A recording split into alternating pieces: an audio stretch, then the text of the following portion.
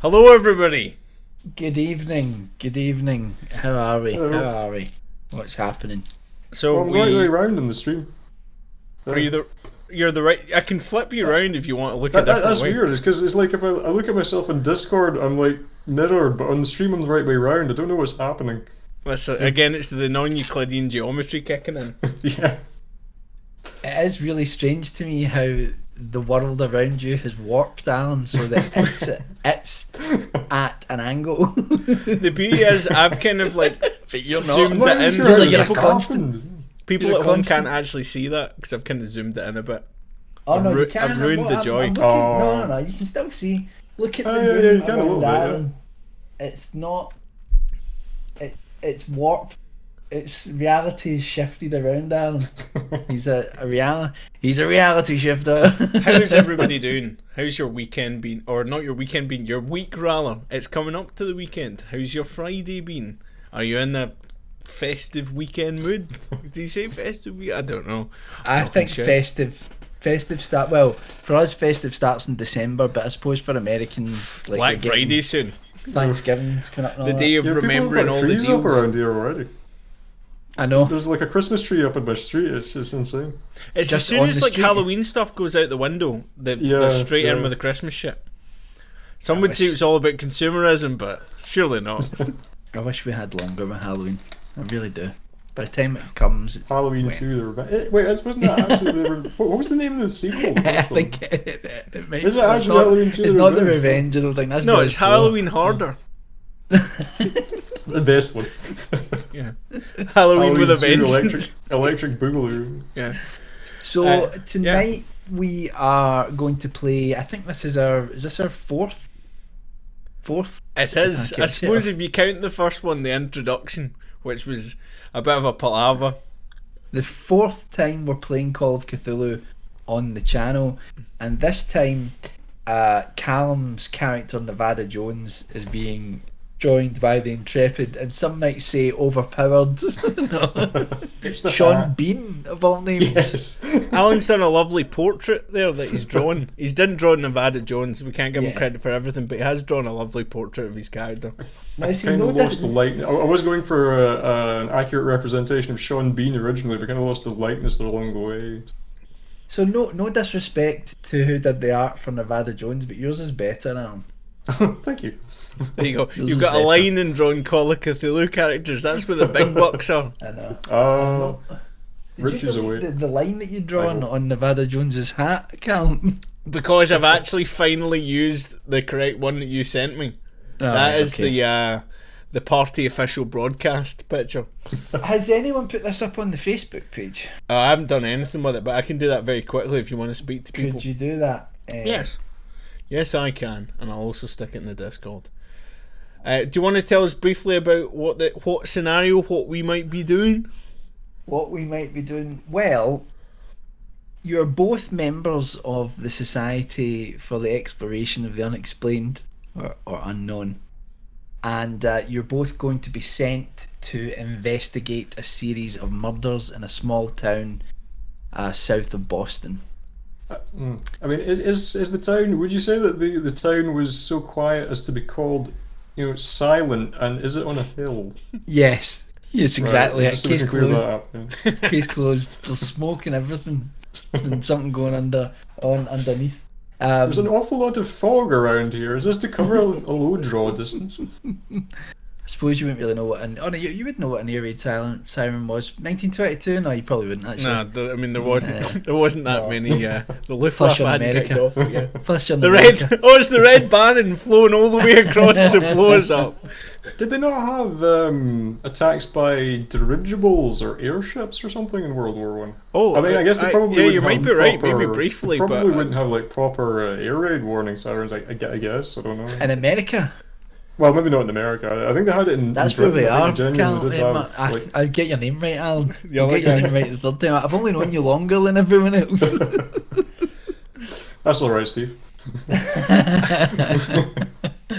So, tonight's adventure takes us to the small town of Greenleaf.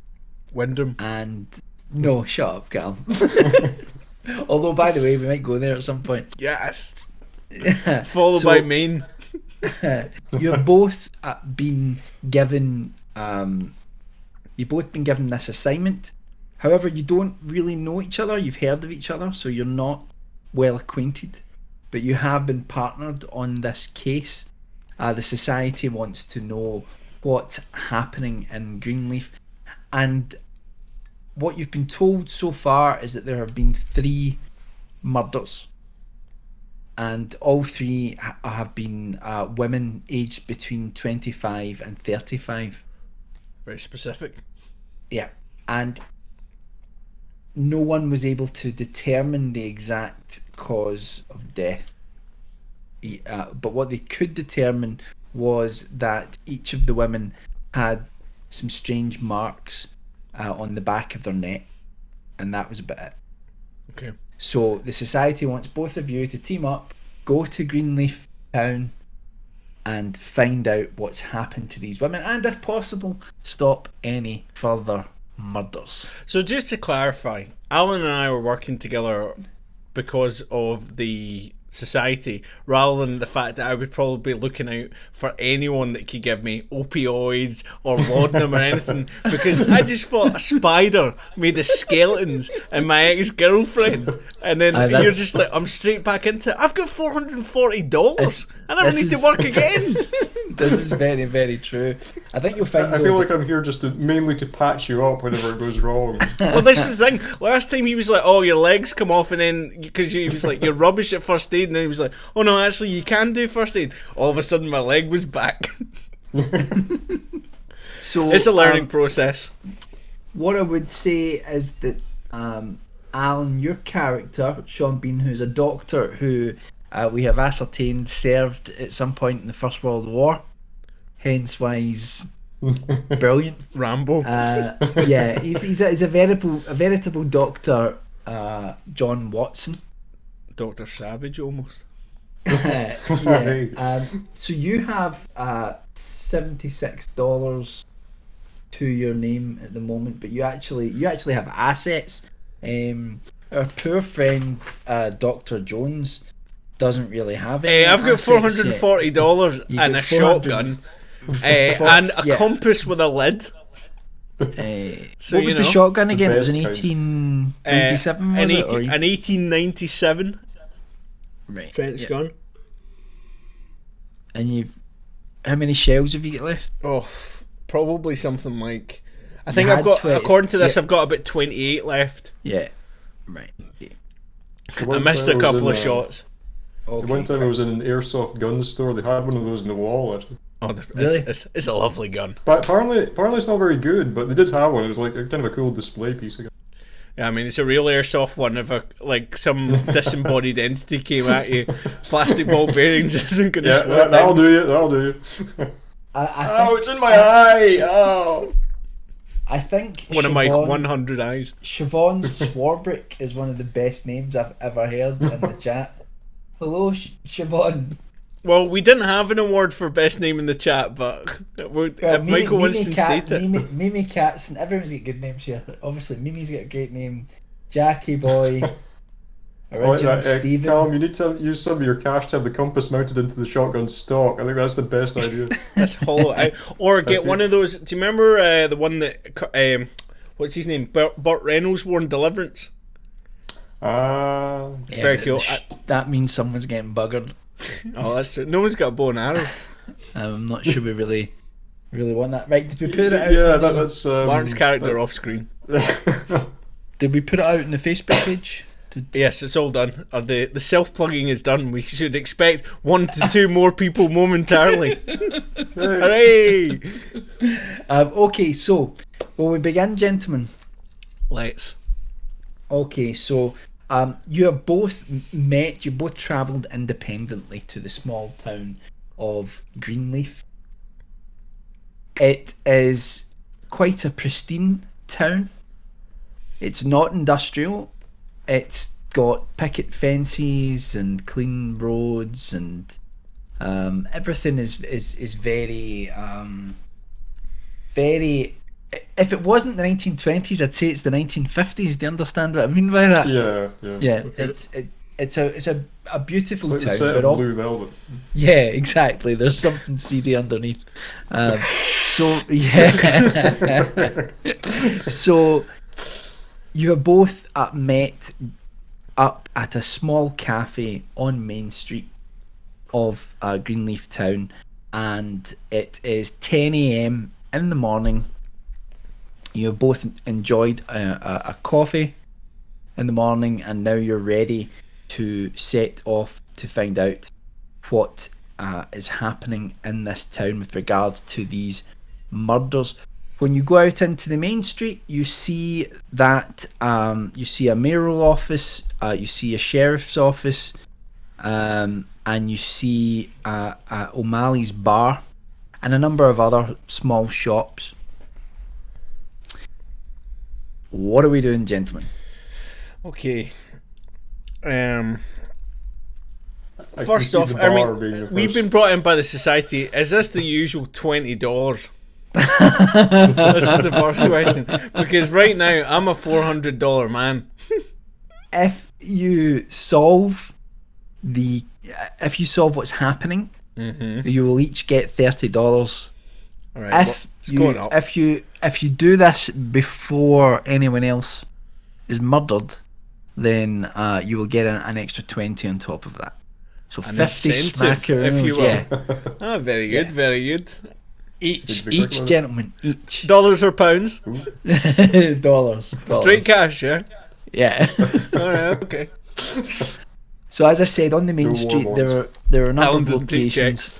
There are a number of locations. There's a bar called O'Malley's. Okay. There is a mayoral office, and there's a sheriff's office that you can A see. what office prior to the sheriff's? Mayoral. There's a The mayor's, mayor's office. Yeah. Right. And there are also a number of other small shops at the other end of the main street that you would need to get closer to actually see what they are. What's your best as the mayor, Alan? Did you want to go home It's gonna be early? like Scooby-Doo. Right, okay, so I think the best thing to do would probably be, now again, you feel free to chip in on this, but you know, I do have a pedigree of a few different missions under my belt. You also don't need to stay together, remember, for the entire adventure. You know, you can, it may be Alan's going to do beneficial. another live stream separately investigating it. It may be beneficial, but likewise, it's up to you. I mean, you can both cover. All I'm suggesting is, I think one of the, and previous experience tells me that one good thing might be to go and make ourselves known to the local law enforcement that a new That sheriff's in seems quite town reasonable, yeah. and there's an investigation underway, and that they can just take the day off. I will warn you, Alan. The last time Callum did this, he nearly had his gun taken away from him. I was temporarily imprisoned. Alright, but it was, it was an overreaction. But I think this is the best way to go. But I'm happy to go with what you think. Should we just try the bar first? I mean, I feel like that would be the logical, place to go for. O'Malley's bar it is then. I'm Yeah. just a man after my own heart. Let's do it. At 10 in the morning, gentlemen. Okay, well, that's a fair point. It's not yeah, 10 in the it's morning where probably- we're from. I'll tell you that much. Well, of course, they Oh, don't agreed, yeah. sell alcohol in O'Malley's bar anyway. What do they sell? Officially. Right, Officially. okay. Prohibition era. Come Right. on now. Well, should we go there then? Sarsaparilla. Cool. So do you want to go to O'Malley's bar first? Yeah, go on then. Okay, so you head over to O'Malley's bar. There's a large green wooden painted sign above the door with the name O'Malley on it. Okay. And this is definitely somewhere that's been set up by someone with an Irish background, clearly. You go inside, and it's a fairly well kept bar. It's not like the seedy joints you're used to hanging out in Nevada. Drink's a drink, you know? Yeah, it's it's more of a sort of it's almost set up like a kind of like hangout for the town in a lot of ways. There are a few locals sitting about, and there is a man behind a counter, and you can see behind the counter there's actually a lot of produce. So it appears that when the bar, perhaps when it was originally set up, it did sell alcohol, but now obviously it's now Sells almost lettuce. became it's almost became like a kind of central hub to the town, but also a kind of like convenience store in some ways as well, or an early forerunner of that in some ways. It's a very, very strange amalgamation of these two places. So there's a man behind the bar. There are a number of there are about 3 or 4 other residents sitting around. All right. Well, let's first go and speak to the bartender. I think that's always the first thing to do. Is it Ted Danson? Okay, so He laughs, but he doesn't say no. yeah, you're a I don't know. you're a, Most is like. Speak to Fraser Crane. so which one of you is approaching him first? Wow. Do you want to try or should I? Well, who's got the higher charm? Well, that's a good point. Well, I would tend to look at your appearance. You both have the same appearance stats actually. Probably so not both- true. I mean, one of us does both- have the hat. Well, Sean Bean has a credit rating of 38, and you've got a credit rating of 40, which is blows my mind. It doesn't make Credit sense to me, myself but and others. what I imagine is the good doctor dresses down below his station, whereas you're trying to make yourself appear better than you actually are. I've got Nevada, $449 sticking out my pocket, just letting anyone that cares to see on my way past see it. Not a man of great class. but who's approaching the barman? I'll get them in. I've got $440. I'll speak to him. Sure. Good morning, sir. How can I help you? Good morning. Can we have 2 seltzer waters, please? Do you have something in your eye, sir? Are you okay? No. It's, nothing that can't be quenched by 2 seltzer waters, please. I'm not sure I would put seltzer in your eye, sir, but here you go. So he takes he pours seltzer into two glasses. Delightful. This is exactly what I asked for. I'm glad I could help. So that will be 10 cents, please. No problem. I am a man of some means. Okay, so I can see that by the wad of money that's hanging out of your plenty your more pocket. could come And my I would way, my s- friend, if you keep the seltzer. And coming. I would say, sir, as much as Greenleaf is or has been a lovely, pristine town, recently it's become a little more dangerous. So I don't know if I would walk around with that amount of money hanging out of your pocket. Well, it's funny you should say that. We're actually coming to town on a matter of some importance to I deal see. with. To deal with these very incidents. My friend here, who's a war hero. You if I can served in introduce s- myself. Dr. What's it? Dr. Sean Bean. Hello, sir. Enjoying your seltzer water? You served in the war, fine. did you, sir? I did indeed. Yes, I was posted in Eep. Look at his stats. Ah, The job. Guys, well, please, gentlemen, accept these 2 drinks on the house. 2 additional Anything seltzers. Anything for someone who served our country. So, I noticed by the head of lettuce behind you that this bar is taking somewhat of a turn in produce. How long have you been the patron of this bar? Oh, I've been the patron here for my father set the bar up, but I've been running it myself these past 5 years. I see. Any questions, Sean? Our employer has dispatched us here to try and assist you with these terrible crimes that have been happening in your, otherwise lovely town. But we were hoping that, as a a well-respected local businessman, you might be able to fill us in with some details that might not otherwise have been known to people from outside. Well, Bear in mind a warrior. Well, I tell you, in actual fact, a distant cousin of mine was one of the victims. There have been indeed three killings over the last couple of months, and it's really shook everyone up, especially my family, since we lost young Jessica.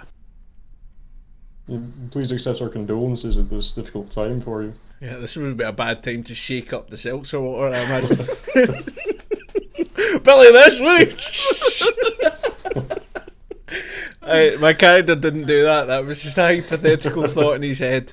Okay. Imagine doing it. Rest assured, sir, if it's within our power to do so, we shall bring this villainous rogue to justice. We'll do everything we can.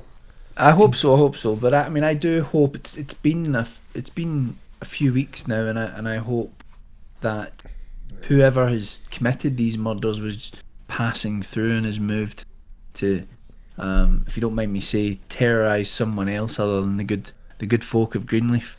Well, it should be small fry. Yeah, I'm assuming you're not aware of Thin Glow Theek by any chance. Thin Glow Theek? Never heard of him. I thought not. I made short work of him, and he was a disembodied entity. Anyway, thank you very much for these seltzer waters, sir. We shall be, no doubt, back in due course to update you of our current things. Sean, finish your war. Before we go, could you point us in the direction, where did the crimes actually take place? Fair question. Well, I'm not exactly sure where the other two girls were killed, but I can tell you that Jessica was actually found here, just round the corner from Main Street, on Broadley Place. Were you working at the time of this tragedy? I was indeed. I was working a later shift, and it must have happened later in the evening. Jessica had actually been in the bar earlier in the day, and she seemed to be very happy, and we had recently heard that she had been seeing someone, though myself or anyone else in the family hadn't met this man. Okay. Did you notice anything else unusual in the night in question? Any other strange persons passing through the town, for example? Or new people at the bar that you might not have otherwise seen prior? No, nothing unusual. Of course, Jessica was the second victim, so because the one girl had already been killed, a lot of people were on tenterhooks. Can I ask paranoid, and you hear stories, whispers about people seeing figures walking around in the shadows, but you don't ask what age she was? To them. She was only 28. 28, okay. So she is the median. Write that down in my book. That's enough for me for now, unless you've got any other questions, Sean. I think that'll do for now. That's fine. Well, thank you very much for the complimentary beverages, my friend. I'd no doubt be back to furnish you with some of this coin. Well, thank you, gentlemen. If there's anything I can do to help you or assist you in finding who murdered Jessica and those other two poor girls, please do let me know. We appreciate your help, sir. Much appreciated. Shall we head over to the sheriff, perhaps? It might be a good idea, yes. Okay. We could make our presence known. Let's exit the bar. Okay, it's now... So very quickly, I just want to say to Alan, see how he was just saying there that he's willing to help us with anything. If you've ever seen Columbo or anything like that, you'll know that it's always the people that are willing to help you that are guilty. So let's not necessarily let him off the hook straight away. I mean, yeah, he's got an alibi, but Prince Charles has got an alibi. No, it's the other one. Prince Albert's got an alibi. No, it's the other one. Prince Andrew's got an alibi. Prince Albert's been dead for 150 years. It's a pretty good alibi. That's a really good alibi. I know. That's not me in the picture. I've been dead for Who 150 cooked that one years. up for you? Yeah. Anyway, should we head up? Sorry, you were going to say something. Which one do you? You. Me. Yes. So you head out of O'Malley's bar, and it's now just after 11 a.m. And it's actually quite, although it's quite a cold day, it's quite a sunny day, and there does seem to be a few people out and about doing business, and so you walk further down the main street towards the sheriff's office, and in through the front door, and you see a desk at the front, a reception desk, but there's no one there. Okay. Is there like a ring for service bell or anything like that? No, there's no bell. There's no bell. Well, one would like to think that they were busy with the investigation, but they're obviously not because we're here. So, it seems remarkably quiet, this police station. Did you just say this PlayStation? Police station. Please. I think he said PlayStation. I said PlayStation. I'm pretty sure if you play that back, it's going to say pick up PlayStation. controller. It's I've tried to tell you, Callum, it's 1922. Okay, so what you're telling me is the place is empty, or it's perceivably empty. There's no one out front. Do we have to find the wolf medal to gain access? Yeah, Yes. that's right. The jewels. What's the deal with the counter? Is it like a flip counter to get in? How do we get to the other side of the desk? Yes, there is a hinged flip. Flip the One hinge. end. I'll go in. Okay, all right. You flip the hinge. Could you do a stealth hidden. roll? A stealth roll, please. I'm not trying to be that stealthy, but okay. Is that percentage Probably dice? the Yeah. best. Yeah, both need to get 24 or lower. Right. Oh fuck. 10. Okay.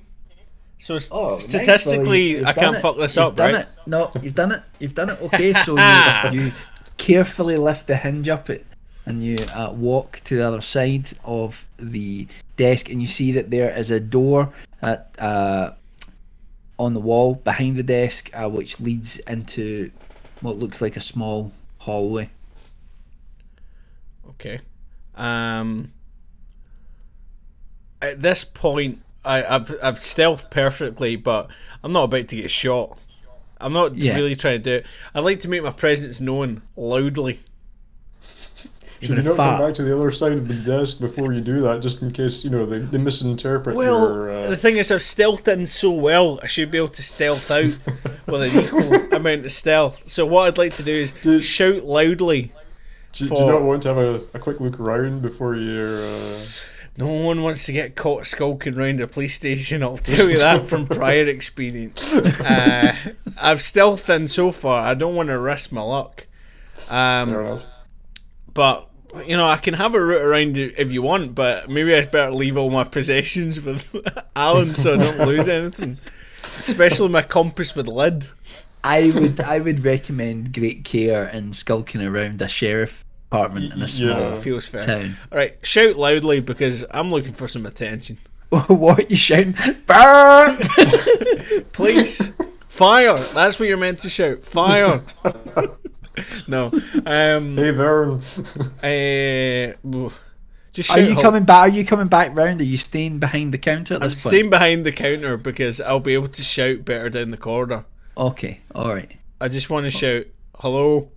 Okay, you shout and you hear what sounds like someone startled through an open doorway, and on the left-hand side of the hall.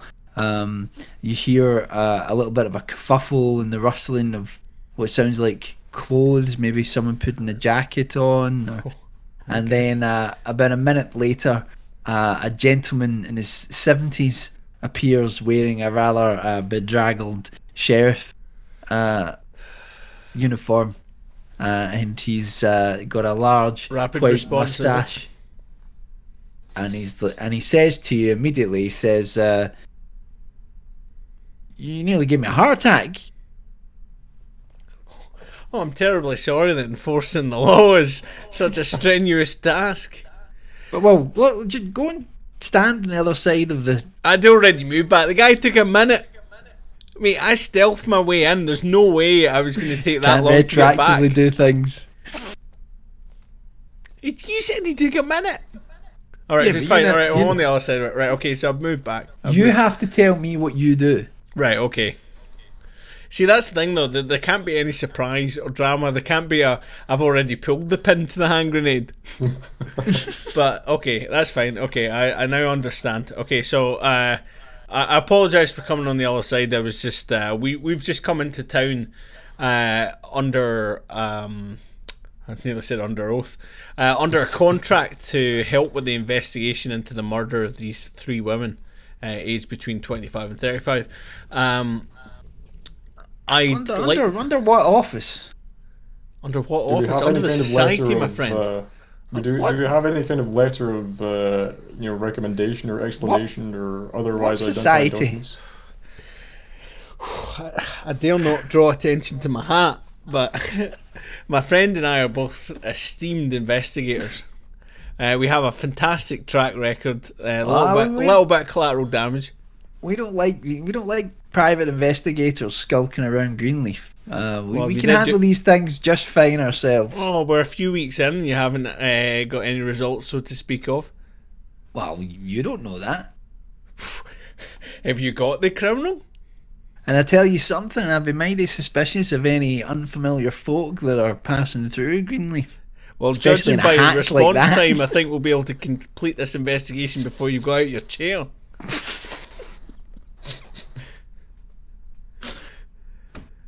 Do you have any further business here?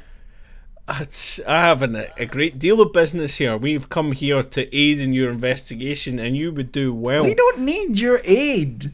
Oh, it seems you do. Well, we don't. So, unless you want to end up in one of the cells back there, skedaddle. Alright. Sean, I think we've got a hostile witness here. Any I questions? think we should. I don't think there's anything more that we can achieve here. I think we should. Quick just question, take our Michael. way. Do I still have the chloroform from the previous episode? That escalated quickly. Yes, you do. You do. Alright, I wouldn't advise chloroforming the town sheriff. You've been in the town for 1 hour. I'll keep it in my back pocket. Right, Alright, that's okay. fine. Well, okay, that's fine. We won't get in the way of police investigation. Alright, that's just the way it should be. Get something in your eye. That's fine. Yeah, just seltzer. That's a fine moustache. A Sam Elliott, if you will. You won't know him. He's from other parts in the future. Anyway, well, best of luck to you with the investigation. Just you two watch yourself. Oh, Watch yourself. don't you worry. We'll stick to the seltzer. We won't We take better any, go up out. any more of your time, sir. This guy's fucking useless. Let's go. You didn't hear that because I said it under my breath. Okay, you're leaving the sheriff. Yeah. Well, at this point, Alan, the logical place to go to is probably that alley where the first girl was Yeah, I killed. think we should have a look at the Because the scene let's of not the go crime. to the nondescript shops, because that $440 I've got will soon be spent. So can we go to the alley where the lady of 28 years old, the median, I assume, of the thing, Okay. because you said between 25 and 35 years old, so there must be a 25-year-old, a 28-year-old, and a 35-year-old based on your maths. Yeah, that's a fair point. It's a very fair point. Okay, It's a so good let's thing go. you pointed that out before I made a mistake. Yeah, well, you know, trying to do a favour for everyone. Let's go and check out the alley. Okay, is this Alan? Yeah. No, I think we should go to the scene of the crime and have a nosy around. Yeah. Okay, will you ask a couple of Nosy people or in the- Mosey? Yeah. Bit of both. Someone's died here, show a bit of Both is good. respect! Howdy, man. Yeehaw! Right, carry on. Okay, so you walk out into the main street and you ask a passerby for directions to Broadley Place, where Tom O'Malley told you that his younger cousin Jessica had been found dead. It's just a 5-minute walk down towards the end of Main Street, and then a left and a right, and you find yourself in. It's not a lane, but it is I would say it's a small stretch of road that then comes to a cul-de-sac. Sounds like technicality. He loves a cul-de-sac, this guy. All his stories are set in cul-de-sacs. Beautiful. King's Drift. I've wrote 11 a.m. here on my notepad, and it just looks like I've written ham. Is there just like a ham in the middle of the road? Yeah. You always say write about what you're interested in, so. Alright, well. Nothing makes me suspicious like a full jambon. Convention investigation. Okay, Do we need there's to nothing roll for spot hidden? Or? No, there's nothing really of any note there in the street. What kind of area is it? I mean, is it an alleyway? Is it the middle of a busy thoroughfare? No, there are some homes, there are some houses on this road at the cul-de-sac. Does it seem busy, or are there a lot of people around? It's quiet. You don't really see many people around. It's quite a small town. It's not a large town, so I think that Main Street is going to be, at this time of day, is going to be the place where you're going to see most people wandering about. The nearby houses, were they likely to have heard anything if there had been some kind of altercation? It's possible. It's possible. They're close enough to the sidewalk. How well exposed is the general area around it? Is it quite walled in? Is it possible that someone could have done it without being seen? Or hold on, you alright, Alan? Yeah, no, it's my screen cut out for some reason. I was just checking that everything was okay. No, you're still here. I guess it's probably like a power saving thing or something. Yeah, I think so. No, you're still on. No worries. Yeah, so the local, the surrounding. Is there anything that might give someone cover from someone seeing their activities? On the corner of the street which is closest to another turn into a street and then Main Street, it is slightly secluded at that end. There's a large wall running along the length of the part of the sidewalk there, and it's certainly in the evening there would be a lot of shadow there. Okay. Is there any sign of any disturbance, anything that's kind of shouldn't be there, any sign of a struggle? No, not really. There's nothing there. I mean, Jessica was found. She was found about 5 or 6 weeks ago. So. Yeah, I suppose anything would have been taken away. If only I could have been called sooner, but I have had quite a lot on my plate. Any chance we could go and speak to one of the closest houses? Certainly. Who's doing this? Probably Alan. A good bedside doctor. manner. A good doctor. Okay, so I'll just stand in the back with my arm crossed. Is this what you want to do, Alan? Yeah, we'll give it a try.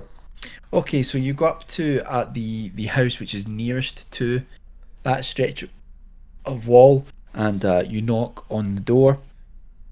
At first, you don't hear anything, and you knock again, and you hear someone slowly come to the door, and there is a woman in her 40s. She looks a little bit harassed, and there's a young child yapping at her heels, and she's kind of answering the door irascibly. She's kind of like, yes. Hello, ma'am. We're sorry to disturb you at this time, but we're conducting an investigation into the disappearance of the young woman who was found murdered nearby here. We were wondering if you could tell us if you heard or saw anything suspicious on the night of the incident. Jessica? You talking about Yes. Jessica or Matt? Jessica didn't disappear. She was found dead right over there. Well, we were hoping that you might be able to tell us something about the night in question that would assist our investigation. Did you hear or see anything at the time? I heard a scream, but you hear that sort of thing coming from Main Street. I didn't think much of it, I mean, people think we're stupid, I know that Tom O'Malley's selling booze to people. If only I'd known that Is before he, ourselves. And they're coming out of Main Street and they walk around here. Some of them are pissing in the corner, and you know, So there was just nothing out of ruining the ordinary town. Okay. So would you say you heard a fair bit of noise prior to the potential attack on them? Was it a bit of drunken revelry, perhaps? People with one or two seltzers? I remember waking up during the night and hearing a scream. It was late. It must have been after midnight, but I don't know exactly what time it was. But again, I didn't think much of it because I usually hear some of the younger, especially some of the younger fellas, drinking and shouting and screaming. Sure. So other than the scream, there wasn't anything that was out with the kind of the normal drunken debauchery. Well, in the morning, I saw a lot of people gathering at the corner of the street, and I went outside to see what all the kerfuffle was, and then I realised, there was a young girl lying there. And I knew I recognised her right away. Right. Did you know Jessica well while she was alive? No, not really, but, in a town like Greenleaf, everyone kind of knows everyone. Mm-hmm. I stay away from the O'Malleys, like I say. Sure. They're not clean cut. Do they have a poor reputation in that case? Well, that's not for me to say. I wouldn't say necessarily poor, but, there are quite a few of us God-fearing folk that think that something should be done about the booze. We're pretty sure they're selling. Of course. Sure. Well, I think that's fairly comprehensive. You'll be pleased to know that you are in your 40s, so you're out with the current modus operandi of the murder, so you should be safe. Okay, thank you. Hopefully that's of some comfort, ma'am. Thank you. Reverse howdy. I'm off. It's okay. She closes the door. Oh, good. And you hear her shouting at her kid on the other side. So that confirms it was audible and the person wasn't taken to some other kind of dimension while it was going on. Perhaps it might be worth going around now. Part of me's wondering, right? What was it that she was employed doing? What kind of job did she have? What jobs did the people have that have gone missing now? The sheriff wasn't great. He wasn't a particularly helpful character. More interested in his mustache than anything else. The shops, they might be a source of where they were working at, but maybe we should temporarily detour back to the bar and ask if you might be able to tell us any information about what kind of jobs they held down, because some of them might be ladies of the night. Yeah, if she was out after not to say they midnight, had it coming, I'm just saying that that might inform our further investigations. it could be worth a shot. Okay, going back to the bar. If you wouldn't mind. Okay. It's about 12 a.m. now. You head out. Sorry, PM. Yeah. I was like, midnight? It's time for bed. It was a very long conversation. Okay, it's 12 p.m. and you head back out onto the main street from Broadley Place, where Jessica O'Malley's body was discovered. And you head back to Tom O'Malley's bar. This time, the bar seems to be a little bit fuller. And Tom sees both of you come in and he says, good afternoon, gentlemen. Hello, sir. How can I help you? Tom, I'm wondering, 2 drinks as well. 2 of the house best, if that happens to be seltzer, okay. If that happens to be something finer, we're also okay with that. Tom gives you a little wink and you're on my wavelength, Tom. I like you. Pours something into the 2 glasses and beneath the counter and hands it to you. And it definitely is not high class booze like you would find in Lucky's Lounge, Nevada, but it's more like moonshine. But it'll do. Well, Good times are tough. Alan might want to bottle it up in case we need to disinfect something later on. But okay, that's fine. We just wanted to ask quickly, just one more thing. We want to just double back and ask quickly. The 3 ladies in question that all disappeared, one of which was related to you, peace be upon her. I just wanted to quickly ask, do you know by any chance what line of work they all happen to be in? Not collectively, just individually. Oh, young Jessica was a seamstress. Seamstress.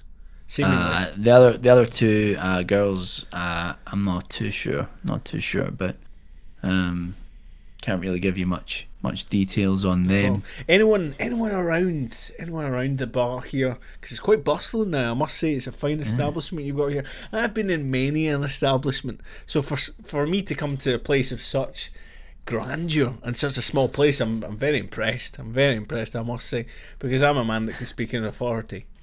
Okay, I've been over at the PlayStation. Especially someone that pronounces authority with an F. Yeah. A man of authority. Anyway, I'd just like to ask quickly is if and obviously data protection acts you don't need to say, but generally dotted around, is there anyone within the premises that knew the unfortunately murdered girls again, Cross and all that, well, that might be able to shed a little bit of light on it for us? I'm quite happy, if possible, if necessary, to furnish you with a few dollarinos, straight cash. There's a woman sitting a couple of seats away from you, and she looks a little bit worse for wear. She's one of these women you can't quite place her age. She could be 30, she could be 40. She could be 30 with a very hard paper run, let's put it that way. Could she be within the 35 bracket? Yeah, very much so. Yeah. Well, we might have something of interest here. Does she have a drink at the moment? She does, yes. What's she drinking? She's well, by the look of her demeanour, she's not drinking seltzer, put it that way. Can we ask the bartender for another glass of this fine swill? Okay, yeah, certainly. One glass of antifreeze, please. Okay, let's approach the lady. So I think this is probably your department, Nevada. You being the drinker of the group. Let me just dust off the hat. All right, approach the woman. Okay. She looks up and she just gives you a scowl. Howdy, ma'am. You don't mind this seat here isn't... Oh, hey. Take it easy. What age did you think I am? Well, ma'am's a general greeting. I would use this for anyone between the ages of 28 and 35. Can I furnish you with a drink? I'm new in town. I'm just looking to find out the line. Now you're talking. I've brought you a drink. And I do have the principal sum of. Well, it was $440 when I started. It's slowly trickling down, but I'm a man of means. Just give me the drink. All right, there's your drink. That's fine. Let's get down to brass tacks. What are you looking for? You looking for a little bit of company? Oh, let's not rush it. May well do. I've actually brought my companion over there with me. Partners professionally, but not in life. Anyway, I'd like to ask you a few questions. Unfortunately, there've been a few murders recently. You do fall into the age bracket, so it's probably in your best interest that we get this solved. Sharparoonie. So what I would like to ask you, by any chance, do you happen to know any of the three women? If you know all of them, you do. Which now I can keep these drinks coming if you were to furnish me with suitable answers. That's what I like to hear. Trust me, you're the kind of visitors to Green Life that I like. Well, all right. Well, get to talking.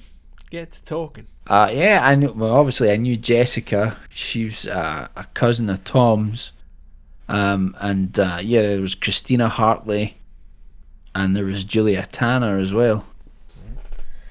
I knew them. Especially Julia. She was a little bit like me. She enjoyed a drink. Little late night. Alan, are you getting a note of these? I've got Julia Tanner. Christina Hartley was the name of the other one.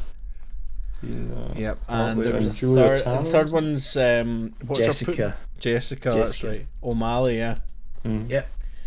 Okay. Yep. Sorry. Carry on, strumpet.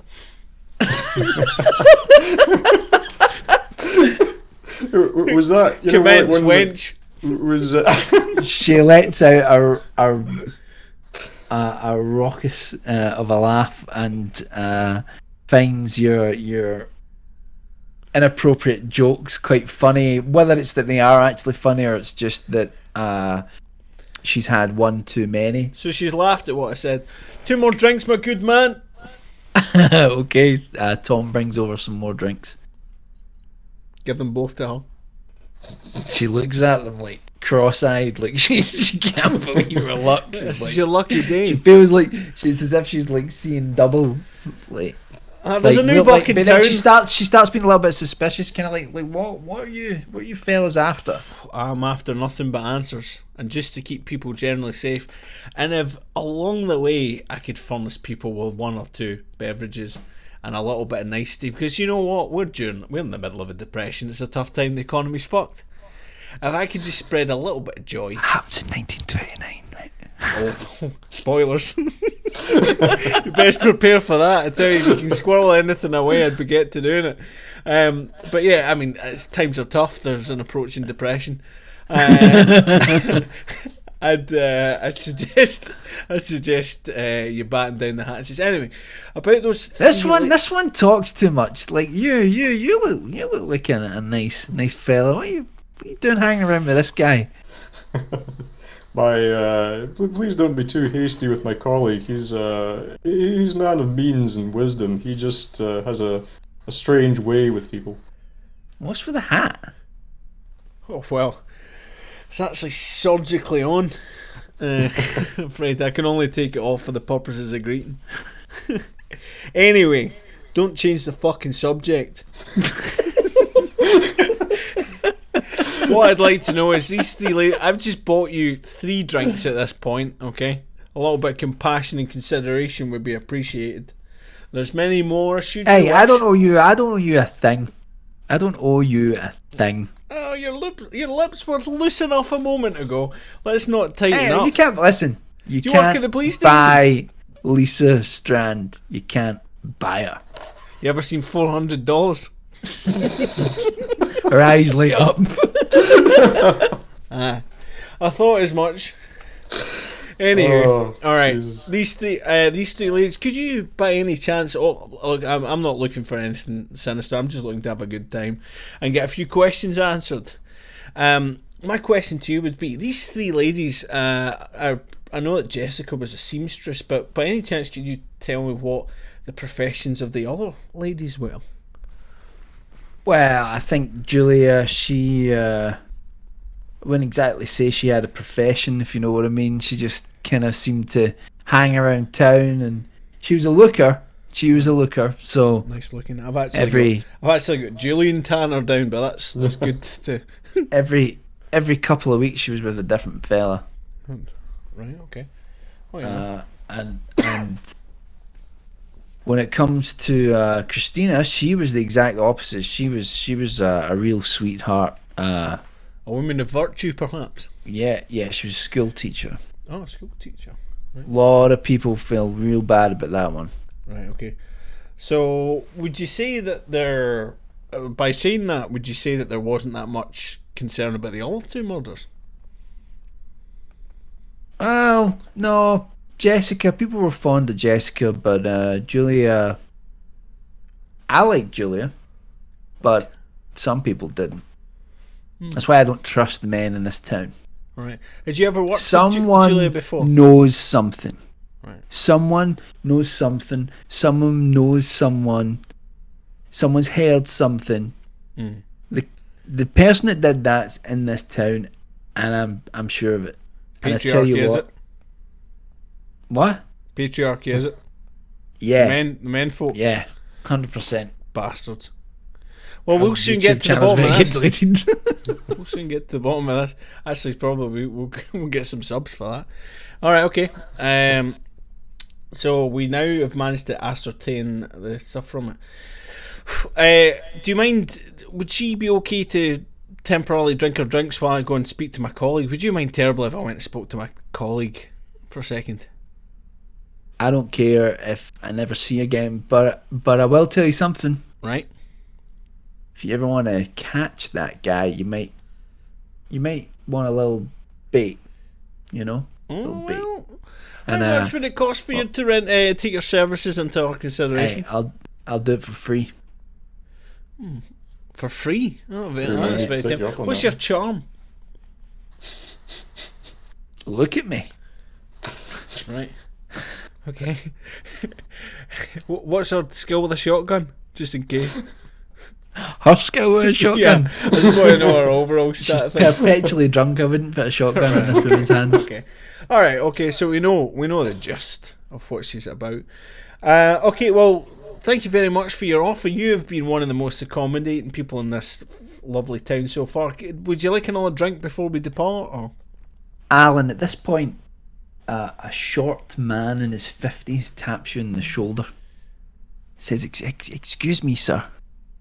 Excuse me. I couldn't help but overhear that you're. Are you investigating the deaths?" We That's are a bit. indeed, How sir. would anyone overhear us?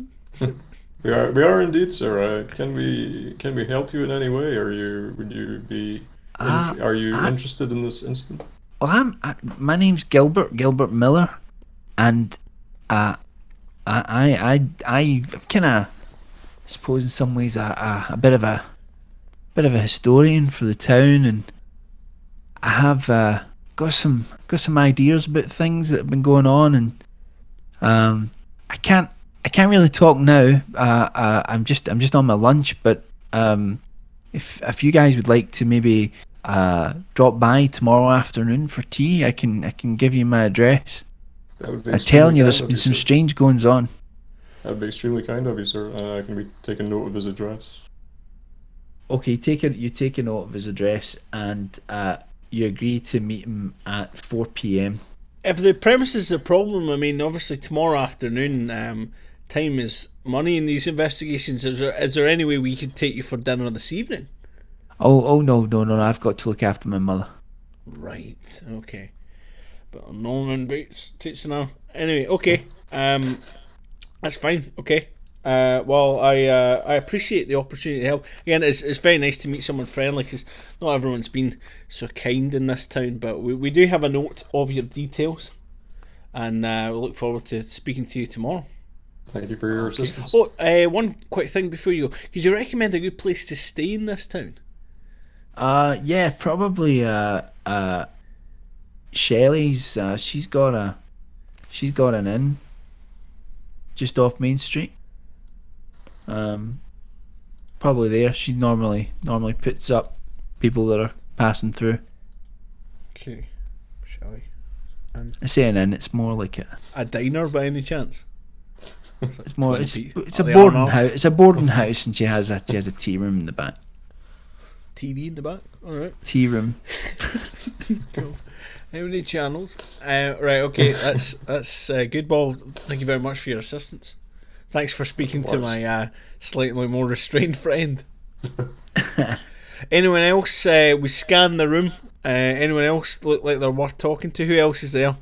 No one's really paying much attention to both of you at this point. Well, that could soon change. Anyone that looks like they're worth speaking to? Not really, no. Oh, well, I obviously haven't seen the money. All right. It might be worth going and checking out those shops. Okay. Yeah, we could have a look around. I'm thinking it would be worth asking this Shelley if there was anyone passing through that they thought Well, was just quickly, you said we significant can as well. split. Check We shops. can split and go in our Yeah. separate ways, right? Yep. I'm very quickly going to grab a drink, so Alan could carry on the investigation in my absence, couldn't he? Yep. Alan, you have free range of all my items, including the shotgun, which you're apparently quite adept with. So if she gives you any trouble, in my absence, I'd like to give. Alan's got $79, hasn't he? That's a good point. Yeah, I mean, I'm guessing room and board isn't going to be that much. No. No. Won't be much. I'd like to give Alan $100 in the meantime, just running around money. Okay. All right. Okay. But I will expect it back had he not I spent it. didn't tell you about my crippling gambling addiction. Yeah, Benjamin. well, we'll see when we come back. Right, I'll be back very briefly. Please solve the case in my absence. I know. Imagine that. Okay, in that Alan. case- You're heading back out into the main street. Again, you look at the main street, and from O'Malley's, you can see the sheriff's office. You can also see that there are some shops at the other end of the main street. You can't really tell quite what they are yet. And There's also you notice from your vantage point, there's also a town library. Okay. In that case, I'd like to have a look just at the shop fronts just to see what they are, as a matter of curiosity. Yeah, no problem. So you walk down towards the end of the street. People are eyeing you suspiciously because you're now a man on his own walking around town. You're not known to the people of Greenleaf. And you see a number of shops. There's a baker's, there are a couple of other shops for amenities and things like that. But what you do notice is you see a strange sign that is kind of it's almost got a sort of pink hue to it, and it has a very strange name on it, which is Sarah's Secrets. Is it possible to tell from the outside what kind of shop it is? Well, you go up, you take a closer look, and as I'm reading through my notes, and it looks like it's some sort of clothes store inside through the window. It sounds like it's not the sort of place that a man of wealth and discrimination would necessarily want to go into, so I might send Nevada in there later. So I would like to proceed along to Shelley's in that case. Okay, no problem. Well, Shelley's is actually just round the corner from this end of Main Street. Okay, and what kind of establishment is it? Is it run down? Is it? No, it's really like a large kind of townhouse more than anything else, and it looks like if you walk up to the front of this building, it's very well kept. Wooden slats, wooden slatted walls, painted white, well kept garden. There's a sign which says room and board, and you can look through a screen door into the house, and you can see a long hallway, and towards the back it looks as if there's like a small tea room or something like that, and you can see that there's a couple of people in there having tea and reading newspapers and things like that. Sure. That sounds like Shelley's Inn, shouts Nevada as he rejoins the investigation. Yes. Nevada. There's an establishment, that you may have passed on the way here that seems to stand out from everything else. It's got a strange sign on it. It's called Sarah's Secrets, and it looks like somewhere that perhaps a lady of questionable moral fiber might purchase something alluring to the more hot-blooded gentlemen among us. I'm not sure if this might be something that you would be interested in looking into. Split investigation. What do I have to roll?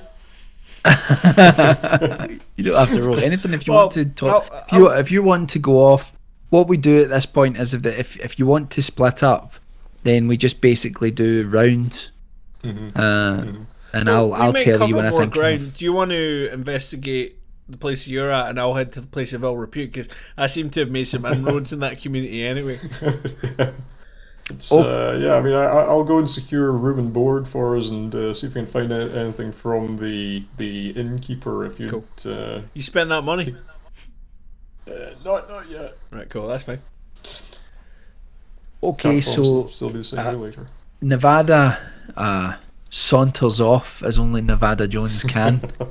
Back towards Main Street to look for Sarah's Secrets, and the good doctor. What is he doing? He's still standing in front of the building. I'd like to make my way into Shelley's and have a look around. Okay, so you walk inside, and the interior of the place isn't quite as well kept as the outside, but it's hardly a dive. It could maybe do with a lick of paint or two. You notice there's a small town. There's a small town. There's a small desk. PlayStation, is it? Just to the side of the door. It looks like there are some looks like there are some guest books there, and behind that there's another door which looks like it leads into a small office, and you can see a rather plump lady bent over her work. Hold on, Cal. Bent over. Sorry, what shop she entered into? Studying. Does she seem like a patron of Sarah's Secrets? No. Studying something at her desk. It looks like she's filling out some sort of form. Okay. In that case, I would like to approach the desk and, carefully make my presence known to the. There is a bell this time, Alan. There is a bell. Yeah, but she's at the desk. That bit. Yeah. I don't want to. Ding. Yeah. No, she's in the little office. Sorry, Alright, just okay. so she's not out at the desk. Okay. So it's not going to be rude if you just start going Sure. ding. I think I'd like to gently ring the bell once. Okay, so you ring the bell, and she doesn't even look up. Oh, okay. In that case, I would try again more forcefully. Okay, you slam the bell this time, and the plump lady in the office sits up with a jump, and she says, "Oh my lord, you nearly gave me a heart attack. A lot of people in this town are getting frightened by both of you, I might add. Awfully jumpy. Is there Yeah, chance to relate? people are being killed. People are being killed." And she sort of comes out and says, "Oh my word, she's quite a sweaty woman, she's sort of padding her forehead with a handkerchief, and she's well dressed, but she's wearing clothes that look maybe a size too small for her, and she's clearly perspiring quite a bit. But she is immediately you kind of take to her because she has this a real bubbly personality to her. She's smiling and she's saying, "How can I help you? Are you looking for a room?" Apologies for the intrusion, but yes, I would like to book 2 rooms for myself and my colleague who are travelling through the town, if you would be so kind to furnish us with such. I'm always happy to welcome guests to Greenleaf Town. Yes, we can do that for you.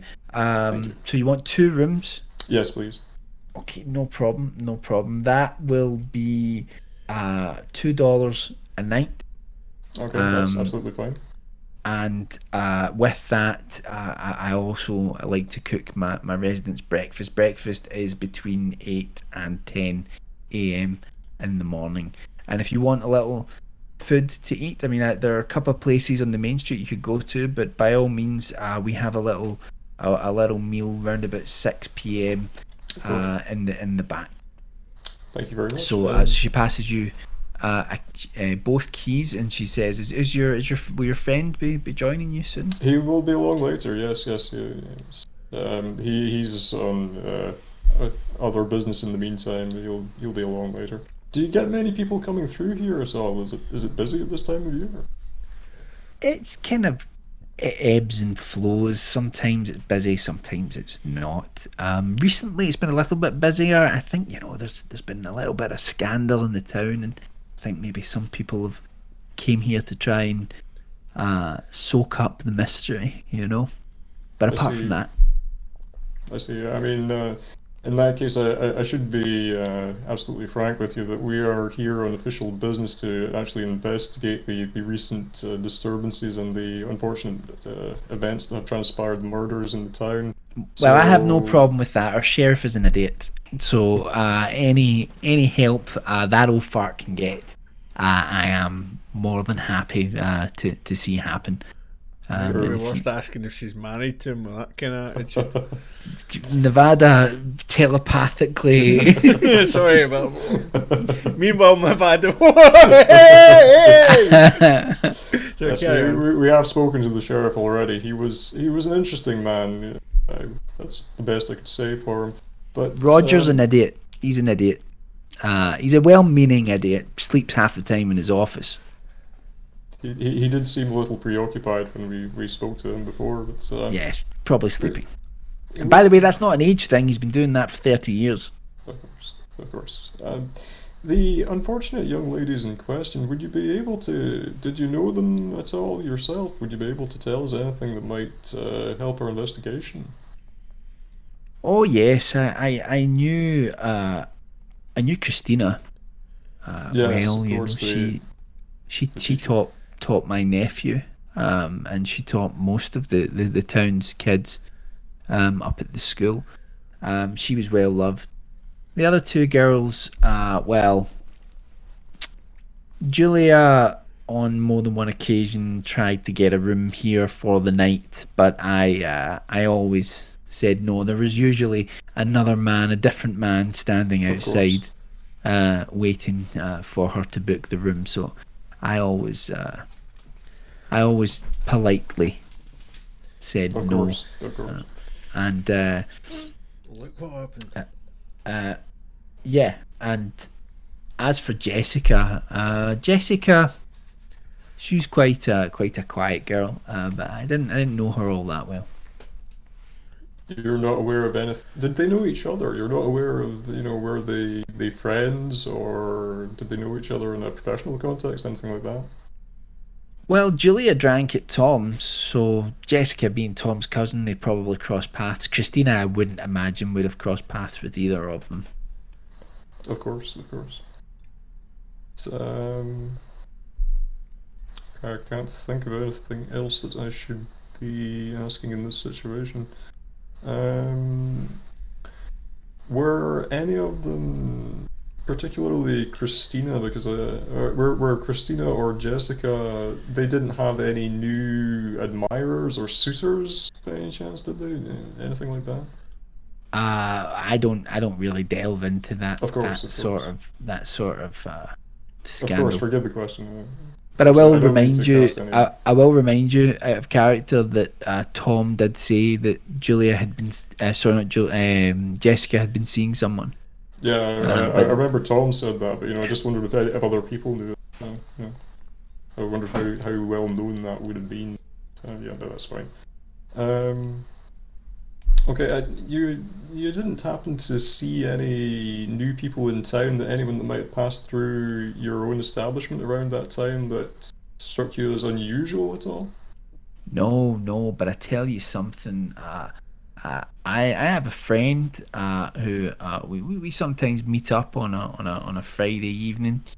For a little late cup of tea Of or course. something like that. Sometimes she's just looking at Callum's face, I'm not and here.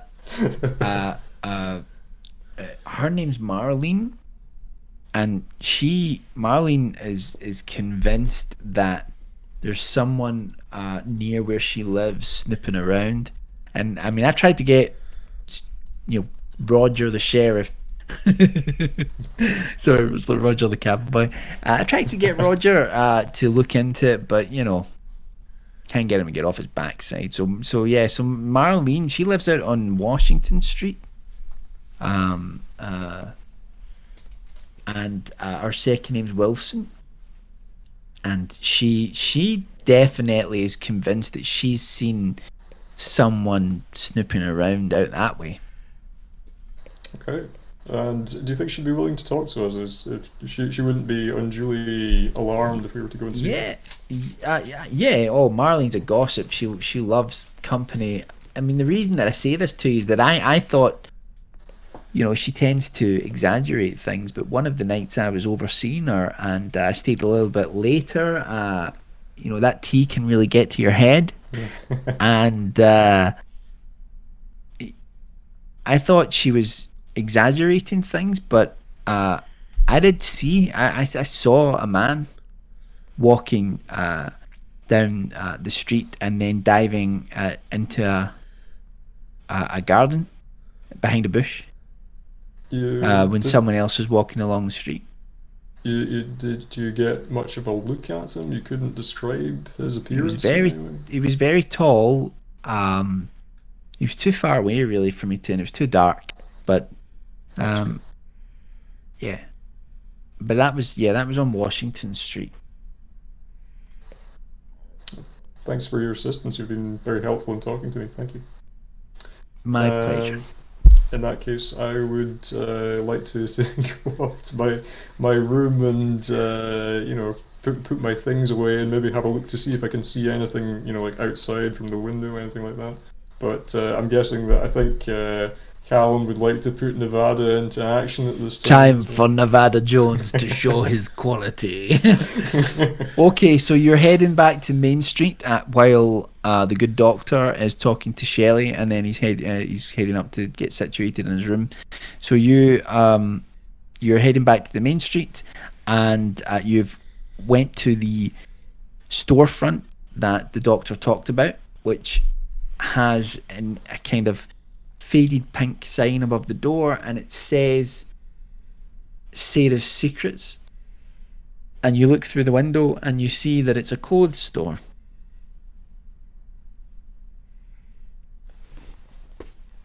Is it open? Okay, so you enter into the shop, and can you do a spot hidden roll? I can. So you need to get 50 or lower. 70. Fuck. That's Here comes 70 the ghost again! of 70. There must be something wrong with that dice. And There's well, got to in be. fairness, earlier on, The I did. num- Nah, it's rolling fairly unconsistent. There's another 70 though. Really? Yeah.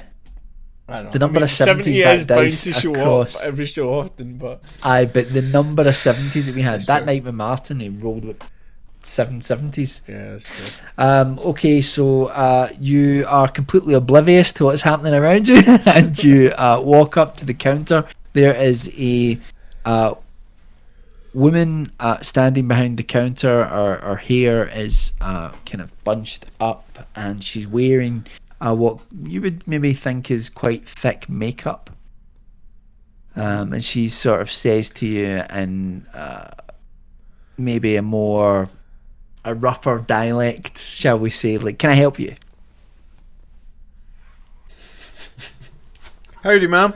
Sarah, is it? Yes, I'm Sarah. Like your secrets. I've just rolled into town and I'm looking to purchase a dress. Oh. A dress? Yeah. What kind of dress are you looking for, sir? Looking for something for a woman between the ages of 25 and 35. Something that would suit a lady of that ilk. Now, are you looking for... It's a dress between 25 and 35? Well, not the sizes, no, just for a lady of that kind of age. I think... Around about the same kind of build. I think we can accommodate you. If you look over here, you see a selection of... We have some nightgowns. We have some casual let wear. me just push this back into my pocket. This sum of 400, a bit less than that, but she doesn't know that just now. Sorry, let me just push this money back into my pocket. Apologies.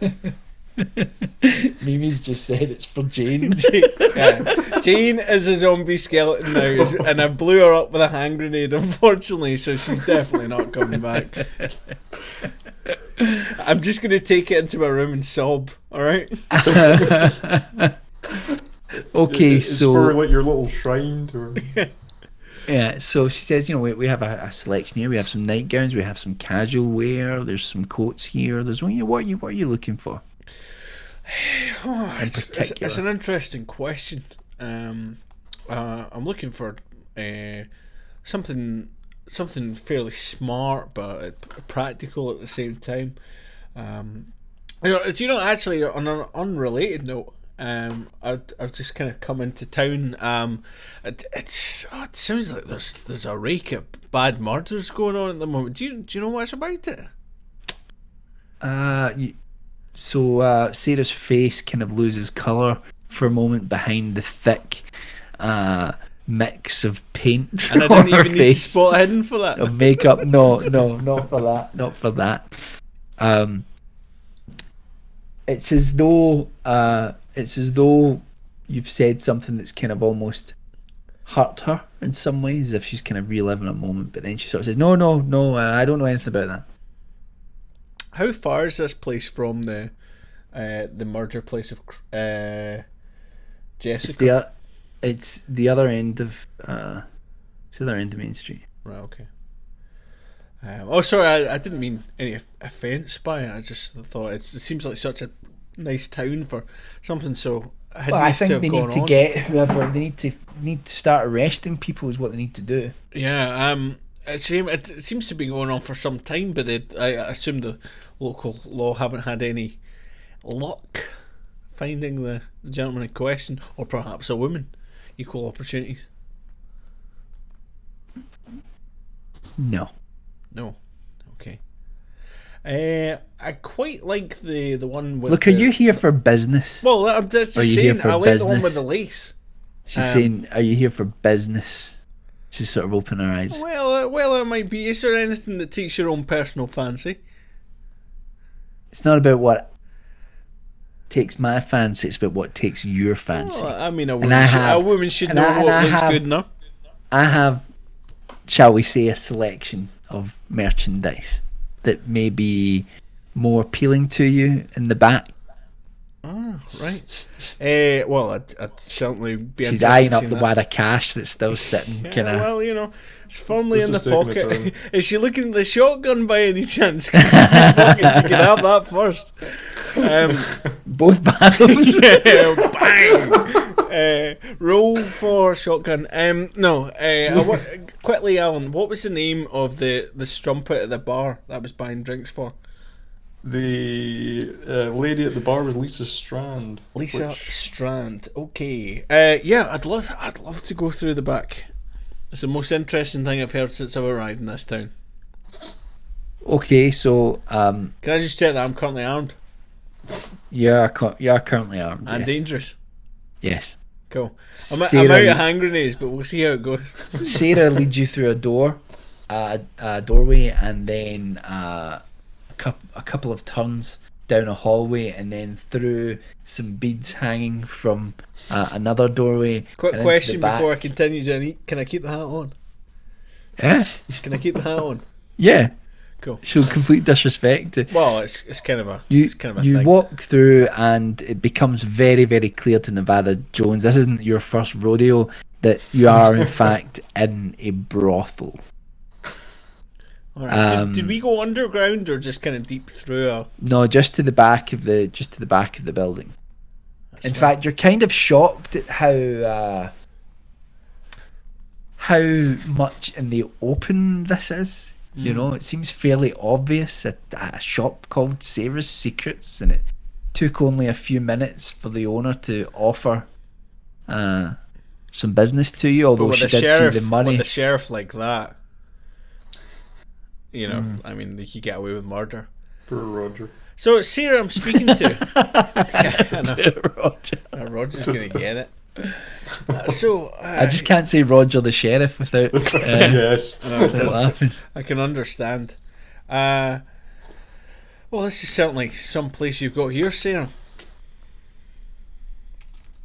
Is this your entire stock, or is there currently some ladies that aren't working?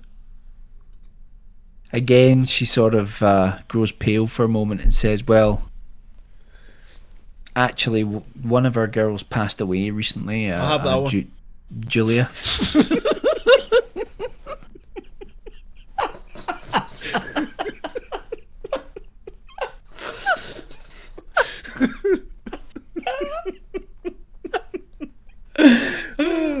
Carry on.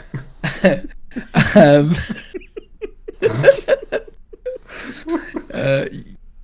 she says to you that, yeah, we actually lost one of our girls recently. Julia was murdered. One of the girls that's been murdered recently. Julian Tanner, I've got here. Nice looking. Julia Tanner, yeah. Yeah. I'll take the N off it. One of Sarah's best girls.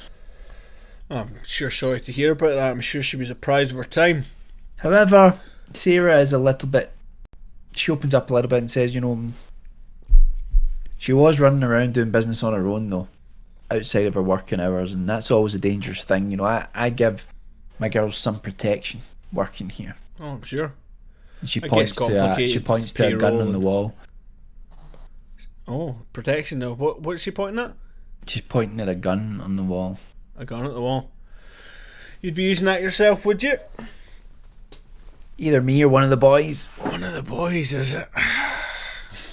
Well, it's interesting you bring that up, but you wouldn't be inclined to think that I was going to cause any trouble with you, because that would make me awful uneasy. No, I'm not. I'm saying that if whoever was doing the killings was in here, let's just put it this way: it wouldn't be you ever so seen a easy Mark for II them. hand grenade? You ever seen them get it damaged? You ever seen what a Mark II hand grenade can do to a room full of whores? I'll do it! Sorry, just I haven't got any left. Yeah, you used your grenades in the last adventure, unfortunately. Once, brilliantly, and then the other time completely whiffed it and nearly took my legs off. Yeah. Anyway, sorry, continue back to it. Well, hey, it helps to be prepared, especially if we've got some kind of nefarious character going around. You've got to protect yourself if others won't protect you. Yeah, I just wish Julie had stayed here. Maybe she'd still be alive. Well, my granny had wheels, she'd be a bike. Anyway, let's have a look. Let's have a look at the stock, shall we? Line them up. Okay. Sarah brings out three women. Two of them are in their 30s, and the other is probably in her 40s. And all Anyone three younger of than them, that? all three of them look dead in the eyes. 30s and 40s. Right, so 30s and 40s is what you're saying. Yeah. You also Quick question. Can you do a spot hidden for me again? I can. Well, that's 90. Oh, No, wait. okay. Well, no, Doesn't wait. matter either 60. way. 60. 60? Is Yeah. it 60? Are you sure? Hold Yeah, on. what's that? So, It's what? 60. I can hold it up to this because that'll be quicker. Yeah. Okay. Yeah, that's 60. What is my Alright, spot? So that's just a slight fail. Okay, so you do notice that on the walls there seem to be a selection of photographs, and they seem to feature the one woman. Is it a woman And that you has think to be in the room? this is a strange I'm looking around. thing to have in the boudoir. Seen, I assume it's not a picture of Sarah. No. Sarah, I can't help but wonder, seeing as this is Sarah's secrets, who's that lady on the wall if not yourself? Sarah, Does she go pale by any chance? right, do a let me see. Looking at your stats. Do a charm roll. Fucking 90. Skied it. The ball is out the park. Sarah's just like, none of your business. Are you here for, are you here to do business, or you want to get in my business? Oh, I don't know if you saw the large sum of money in my pocket. I don't know if any of that might encourage you to change your mind and be a little bit more hospitable. Okay, yeah, she's amenable to that. I've got questions and I'm wagering you've got answers. Let's talk. Well, I tell you what, I'm a businesswoman and I'm busy, so $20 or get out. I'm amenable to that if you furnish with me with answers that I deem appropriate. I tell you what, I'm also a man of my word. I'm a man of... No, you'll take the answers I give you. $20 up front or How get long out. does it take you to earn $20? $20 or get out. Well, hey, I'm offering you fast cash, tax free. $20 $3. or get out. Well, I'm offering you $20. $20 is fine, but I better like the fucking information I'm hearing. Because see those boys you've got upstairs, they won't be shit.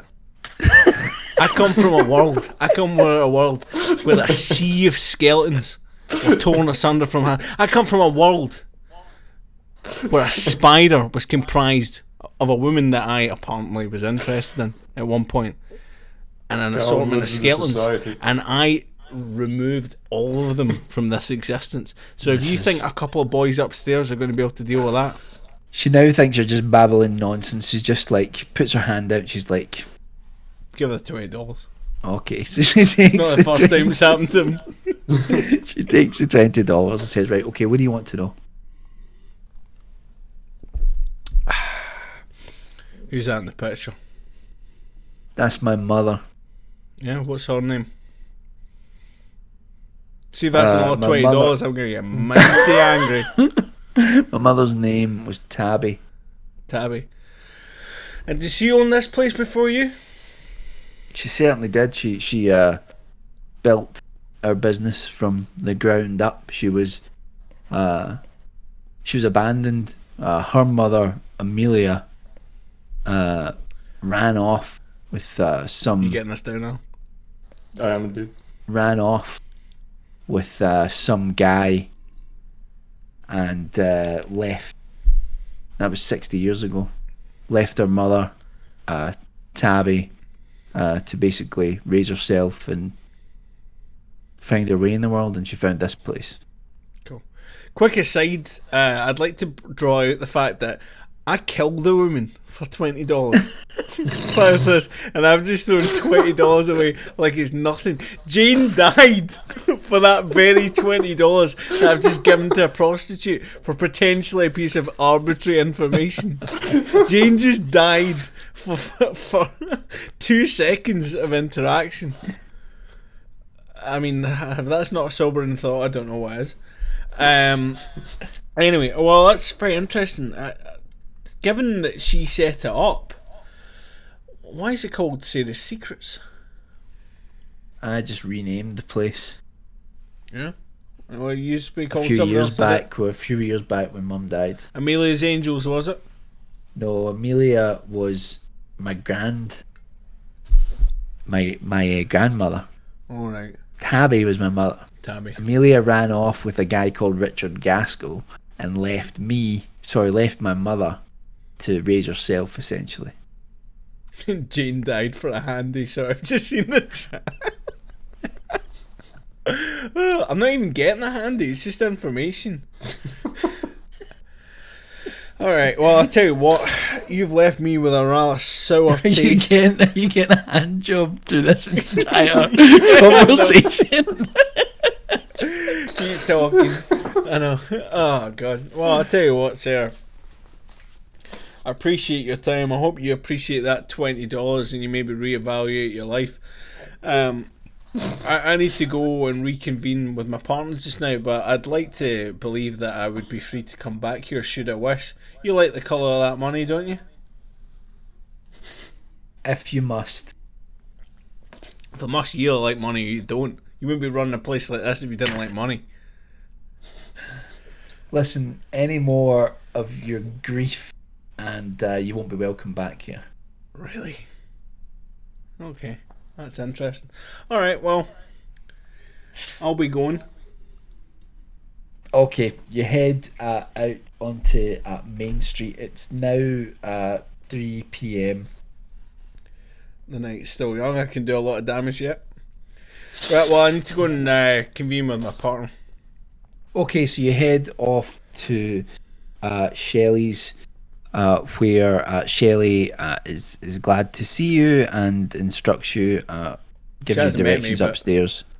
No, you introduce yourself, I'm sure, and then sends you up, is it? Sends you up to the good doctor's room because he has your key. Right.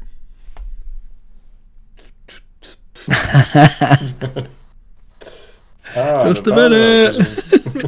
I'm naked. Coming in. Oh.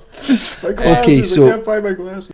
Okay, so you've both met up now. You have your key to your room, Nevada. What now? Well, I'd like to get him up to speed with my investigation. I'm $20 down, Sean.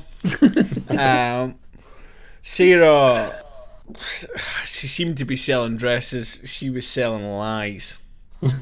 She was selling lies. Went through the back. She's got a harem going in the back, right? An assortment of ladies. You wouldn't be much interested. Keep your $79 to yourself, honestly. Nothing going on really. But what I did find out was the fact that Julia Tanner, who I have in my notepad as being the nice looking one, she was working for her. And she was striking out on her own. Oh, no, Now, that's interesting. It's interesting because Sarah didn't seem to like this, and Sarah also said she's got a couple of hardy bucks in her employ that are enforcing the law, because apparently the local man, the sheriff, he ain't up to much snuff. So apparently she's branding her own justice down there. Okay? Justice. So that's something we might need to deal with. Alan, you're the brains of this operation. What do you want to do next? Well, I think, Are you just assuming that Alan knows everything that I've previously known? Because I need to get him up to speed with what I've just discovered. Yeah. I'm assuming that you can just say he's been privy. He's heard everything. I mean, I What is he getting? Oh, okay, well, that's fine. yeah. So you might want to hear an abridged version of events without the necrophilia. I enjoyed the role-playing aspect of it, so, it was entertaining. Okay. But I would assume that before Nevada came up, the room that, my character is staying in, I take it there is a window that I would be able to see out of. Yeah, you can look down onto the street. What kind of view am I getting from the window? I mean, I Graveyard. can't. Yeah. It's just a pretty run-of-the-mill ordinary street. I take it I can't see the area where the murder of Jessica would have happened. I can't see that from you. No, not really. You're just on the first floor, so Sure.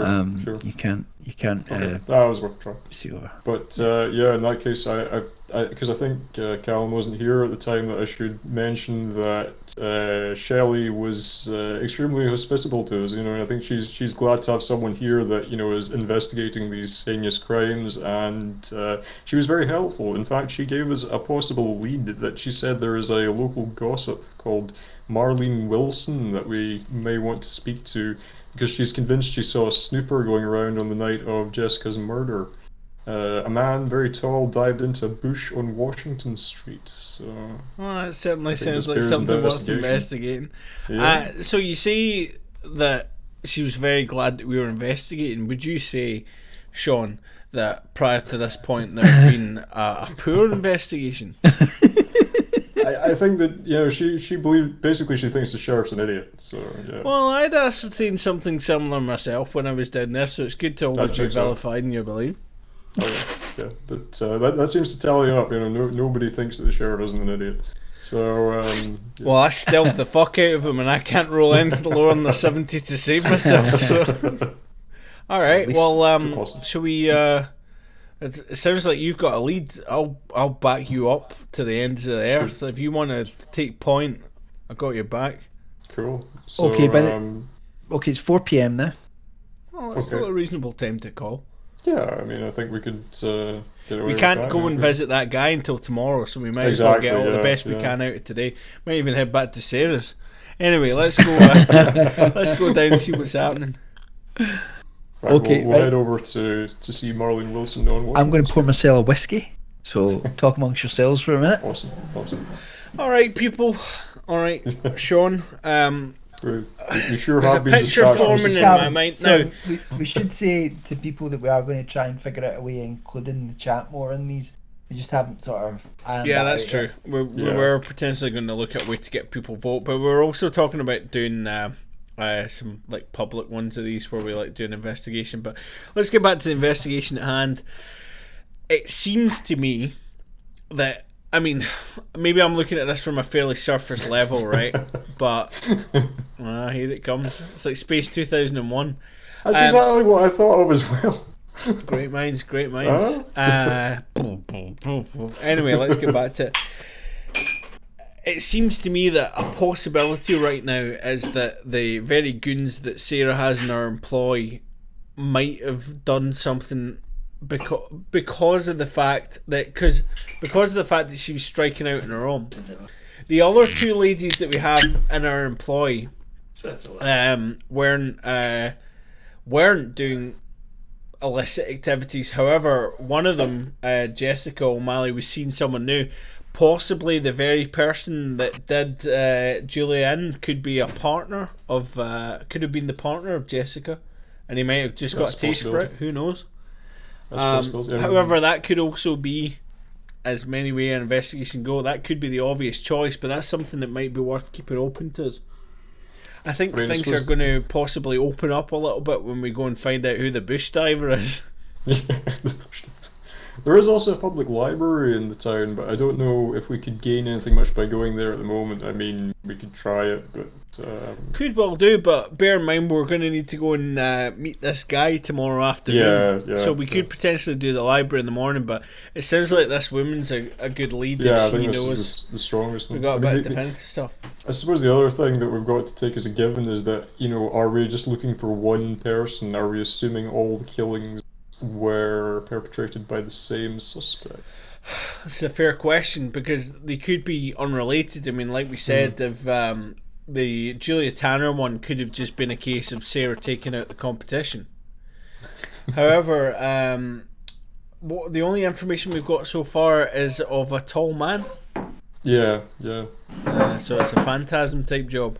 This is a good point. We should we should ask Mike if Nevada saw the boys that Sarah referred to and was able to get a sense of what they looked like. Yeah, well, that's a good question. Tall. I mean, I got the vibe that actually they were just mentioned to, but we didn't actually see the heavies that she's got in her employ, did she? No, you didn't see them. Siobhan says once you kill one person, you just can't stop. Murder's like Pringles. Yeah. Does it give you that strange cramp in your hand as well that you get from Pringles? That's the other option. Depends how you do it, I suppose. Mate, I think you're having a stroke. Pringle hand is a legitimate issue, alright? So I'm going to maybe do something that's maybe breaking the rules of running these games, but it's because there's been a very good suggestion in the chat as to something that you should do. Mimi has said go to the morgue. Oh god, yeah. I never even thought to consider whether there was a morgue. That's an interesting one. If you remember, the reason you're here is because there was something strange about the deaths. So the society. Well, they couldn't work out the cause of death, right? Yeah, but there was also something about some damage to the rear of the neck. Yeah. Mimi, are you working for your usual $20? If we could get a flat rate, it might be. So what are you doing at the moment? That's a suggestion, and I'm just saying that it's a good one. Suggestion. It is a good suggestion, but also you've been told. I mean, so far, really, to the three kind of options that you've got. You've got Gilbert Miller, but you can't see him till tomorrow. Yeah. We do have that lady that saw something. Yeah, Marlene Wilson, who says she saw something on Washington Street, and you've got this suggestion of going to the morgue. I think. Probably. Seems do like you think maybe the morgue would be? How late? The thing is, how late would the morgue be open? It's 4 p.m, so it'll still be open. About how late would it stay open? Something like that. Is it tied to the police station or no? It's tied to there's a small hospital. Alan, you've potentially got an in there. Doctor, but it's more of a large doctor's office, but okay. Sure. Well, I'm wondering could we go and see that woman and then go to the morgue? Time wise, would that be possible? I would suggest that it's 4 p.m, so I don't know how much longer the mortician's going to be at the morgue. Okay. That sounds wise. Let's check out the morgue. Sure. I think Alan should take point on this as a man of medicine.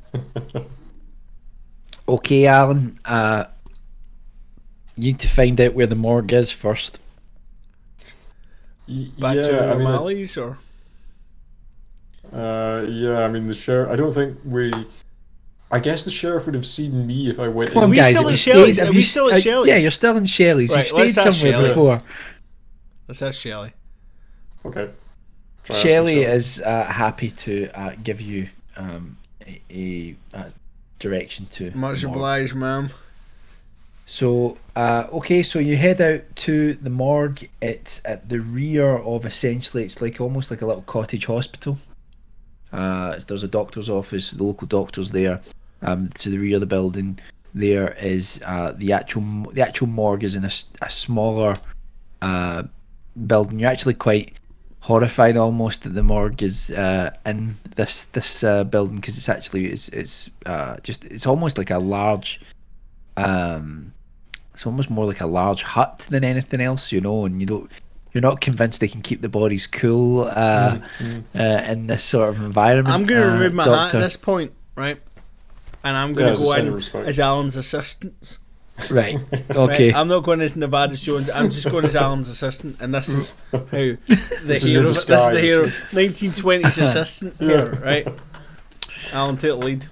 So you walk in, and there's a slight man in his 50s, balding, with some greyish black hair, and he's kind of a little bit startled to see you, but for a mortician, he's actually quite happy to see you, because he introduces himself as James Rossman, and he's quite happy to see you because I don't get many visitors. Most people don't like to come and see the mortician in town. How do you describe his height? Is he particularly tall, or is No, he's quite a slight guy. Yeah. He's maybe only about just over 5 foot. Sure. And as a doctor, do I have any kind of credentials on me? So Yes, you would. Not only are you, so you are a doctor of medicine. Your education level is so high that the chances are you're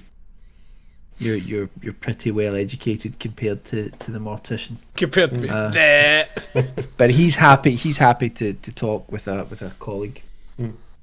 in that case, yes. Hello, sir. I hope we're not catching you just as you're closing up, but we've been sent here in a professional capacity to assist with the investigation into the recent murders in the town, and I hope you don't mind if we would like to ask for your assistance. Would you be able to let us see the deceased? I know it's a slightly ghoulish question, but I assure you I'm a doctor myself, and I have my credentials with me, and this is my assistant, Mr. Jones. You would be assisting me in this matter. Of course. All the help we can get. Thank That idiot Roger, he can't really organise any sort of investigation, so happy to have you boys on board. And I tell you, it's a damn strange thing, these murders. Damn strange. Strangest thing I've seen in a long time in town. Would In you my say the 20 strangest years. thing you've seen in the history of the town? Well, I've been here 20 years, so Right. but I did hear that there's something similar that went on maybe about 30 years ago. There were past. some strange deaths. Well, interesting, because history is my speciality. Nice to meet you, Nevada Jones. So he introduces himself. He's Mr. James Rossman, and I'm very happy for you to look at the bodies, doctor, because really, we're really flummoxed as to what's going on. I've heard that the deceased had a unusual damage to their neck in each case. Have you had time to examine them yourself? He Mr. Rossman goes into the back and he brings out some files, and there are his detailed reports, and also some detailed photographs of the bodies. So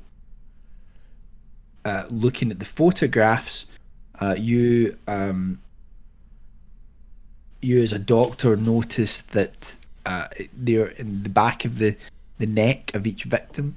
There's what looks like a very small hole, pinpoint hole. And is this in exactly the same place in each of them? Yes. Hmm. This is most unusual. What would Does you it? say was the loss of blood for each victim? Negligible, but I tell you what was gone, the spinal fluid. Hmm. This is most unusual. And And can I tell by looking at it, was the pin size hole, is it likely to fade by a hypodermic needle?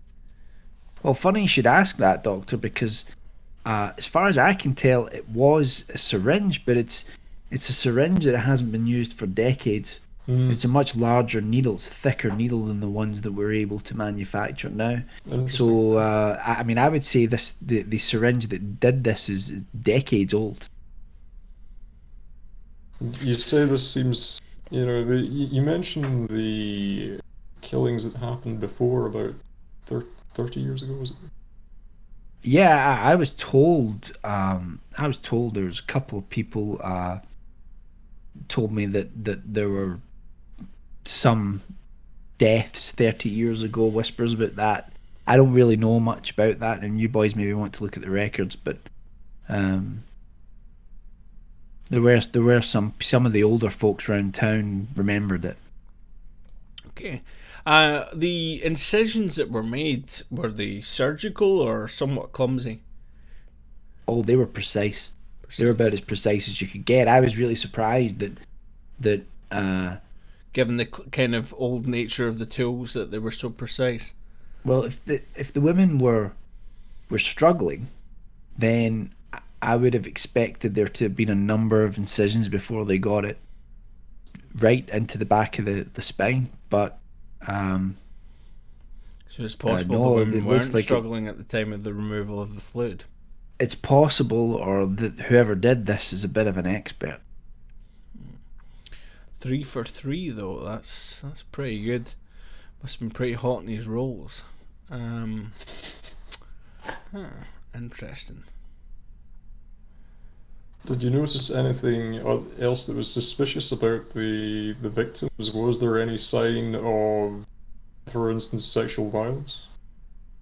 Not that I can see. There was some bruising on the arms. Whoever had restrained the girls was exceptionally strong.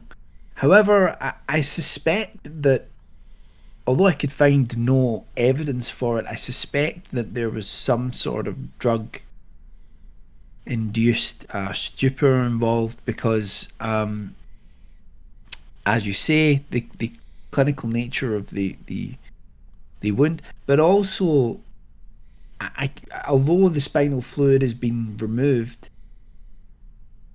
there's no immediate cause of death No that other I can puncture see. marks or signs that they might have taken some other drugs.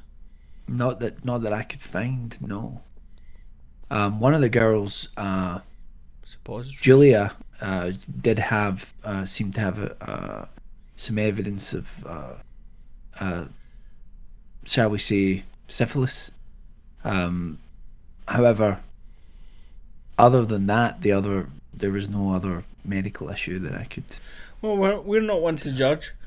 Um, Interesting. Is Alan able to perform, or sorry, Sean, is he able to perform a medical examination given his background? The bodies are the bodies now have been buried. Yeah, no, I was just kind of assuming they would be Right, after this okay. length of time. So Let's yeah, not exhume the bodies. We've yeah, caused I enough think trouble. that's Um, well, it sounds fairly comprehensive what we managed to get out. yeah, I think that's What does sound like we might want to do is pull up the records now. I don't think we're going to that's what I get was that at the thinking. police station, but we might get that at the The library. library. Sounds Uh, like a good plan. But If perhaps something you, to try tomorrow morning.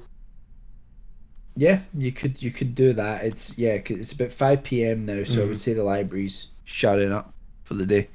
Can I Sure. head back to Sarah's? Yeah, if you want to. I've got a But potential line of inquiry that I'd like to make. Alan, you're welcome to accompany if you want, but it might get rough.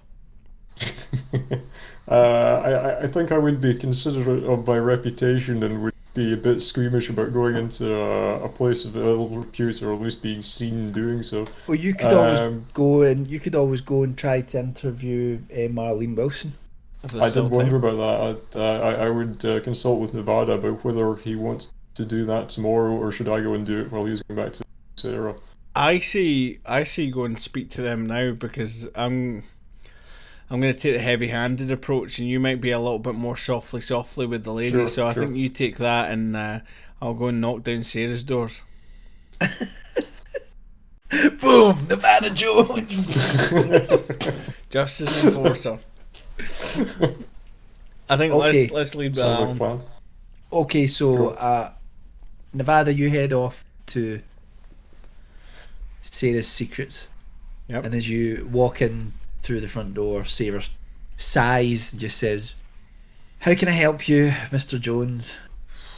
Spend that $20, have you? My money's my business. Well, I tell you what, I'll not beat about the bush as you probably often do. I've just headed back from doing work for a man of some quite, shall we say, large aspirations. He's a man of some establishment, and he's looking in many ways to expand his operations, and he's always looking for some outliers. He's always looking for a way to make that a little bit bigger. So what I'd like to say to you is, I mean, you've seen the cut on my jib, you've seen the size, and you've seen my wallet.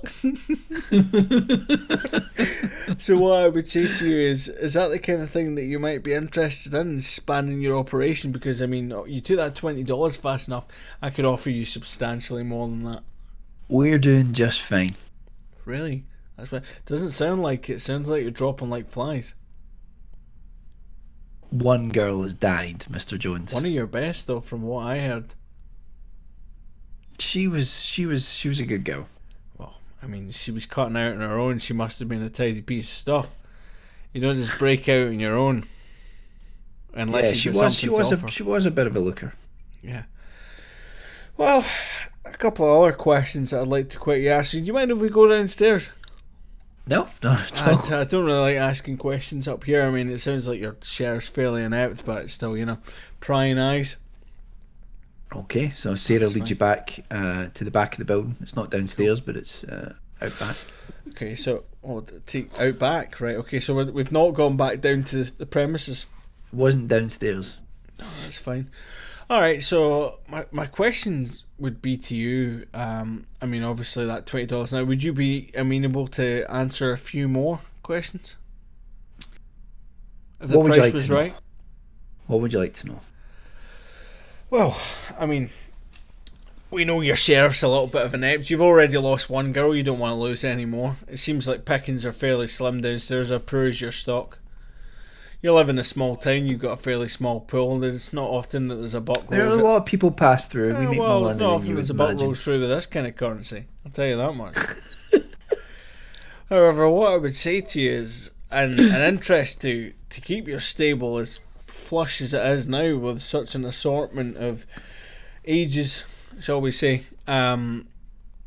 you'd obviously like to keep your girls safe, I imagine. Of course, safety's important. My So in girls order have to- to in have order to do that, confidence I to have be to able to ensure work. that there's no faller accidents, or indeed perhaps it's something more sinister altogether. But you wouldn't know anything about that. My question to you would be: is if it's not too much to ask, and if there had to be some kind of financial recompense, so be it. But how did your mother go? My mother, Yeah, she died peacefully. peacefully, but she was in A the few same years line of back. work. Yeah, she was. Did she reach a fair age then, or? Yeah, she reached an okay age. Oh, okay, right. That's interesting, because I was just speaking to the mortician that you had there, and I mean, you might want to speak to a couple of the girls. I don't know if you personally are dealing with any kind of problems, but she was actually syphilitic. Did you know that, the one that died,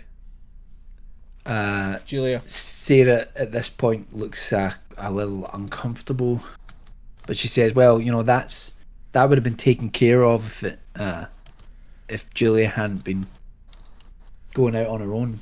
Right, so what you're saying is that could have never happened within your own doors. Accidents happen, Mr. Jones. But I would have Hey, made sure that she got the don't right you talk to treatment. me about accidents. I am a man whose entire life has been built on top of accidents. Some of them slightly more scarring than others. Alright, okay. Accidents do happen. Very interesting. Okay, so you say she died peacefully. What about your grandma? My grandmother disappeared. Okay. She disappeared just How long ago would you say that was? about 60 years. 60 years ago. Time in needles, I suppose. And she ran off with a guy, Richard Gaskell. Both of them ran I out of remember you town. saying that. Just remind me one more time. Did she have anything to do with this establishment here? Who? Your grandmother, of course. No. The establishment was set up after they disappeared because because Needed some way to provide for yeah. himself. Yeah, of course. Well, I mean, that's all for now. I mean, if we're not able to go downstairs, that's really all I need to know. I mean, we are making some. There's no downstairs, Callum. I don't know where you're getting. Well, I've been taken through the back, right? But that's where you were taking the first time as well. Right. Okay, but I've been taken to the. Yeah, the you've place. been taken to the same So place. Yeah. the whole time this is going on, I'm looking around for the the gentleman that she's got guarding the place. Do I see any of them? No, but there is an open doorway, Right. which is quite darkened, and you get the feeling that there's someone standing in the shadow Okay. watching.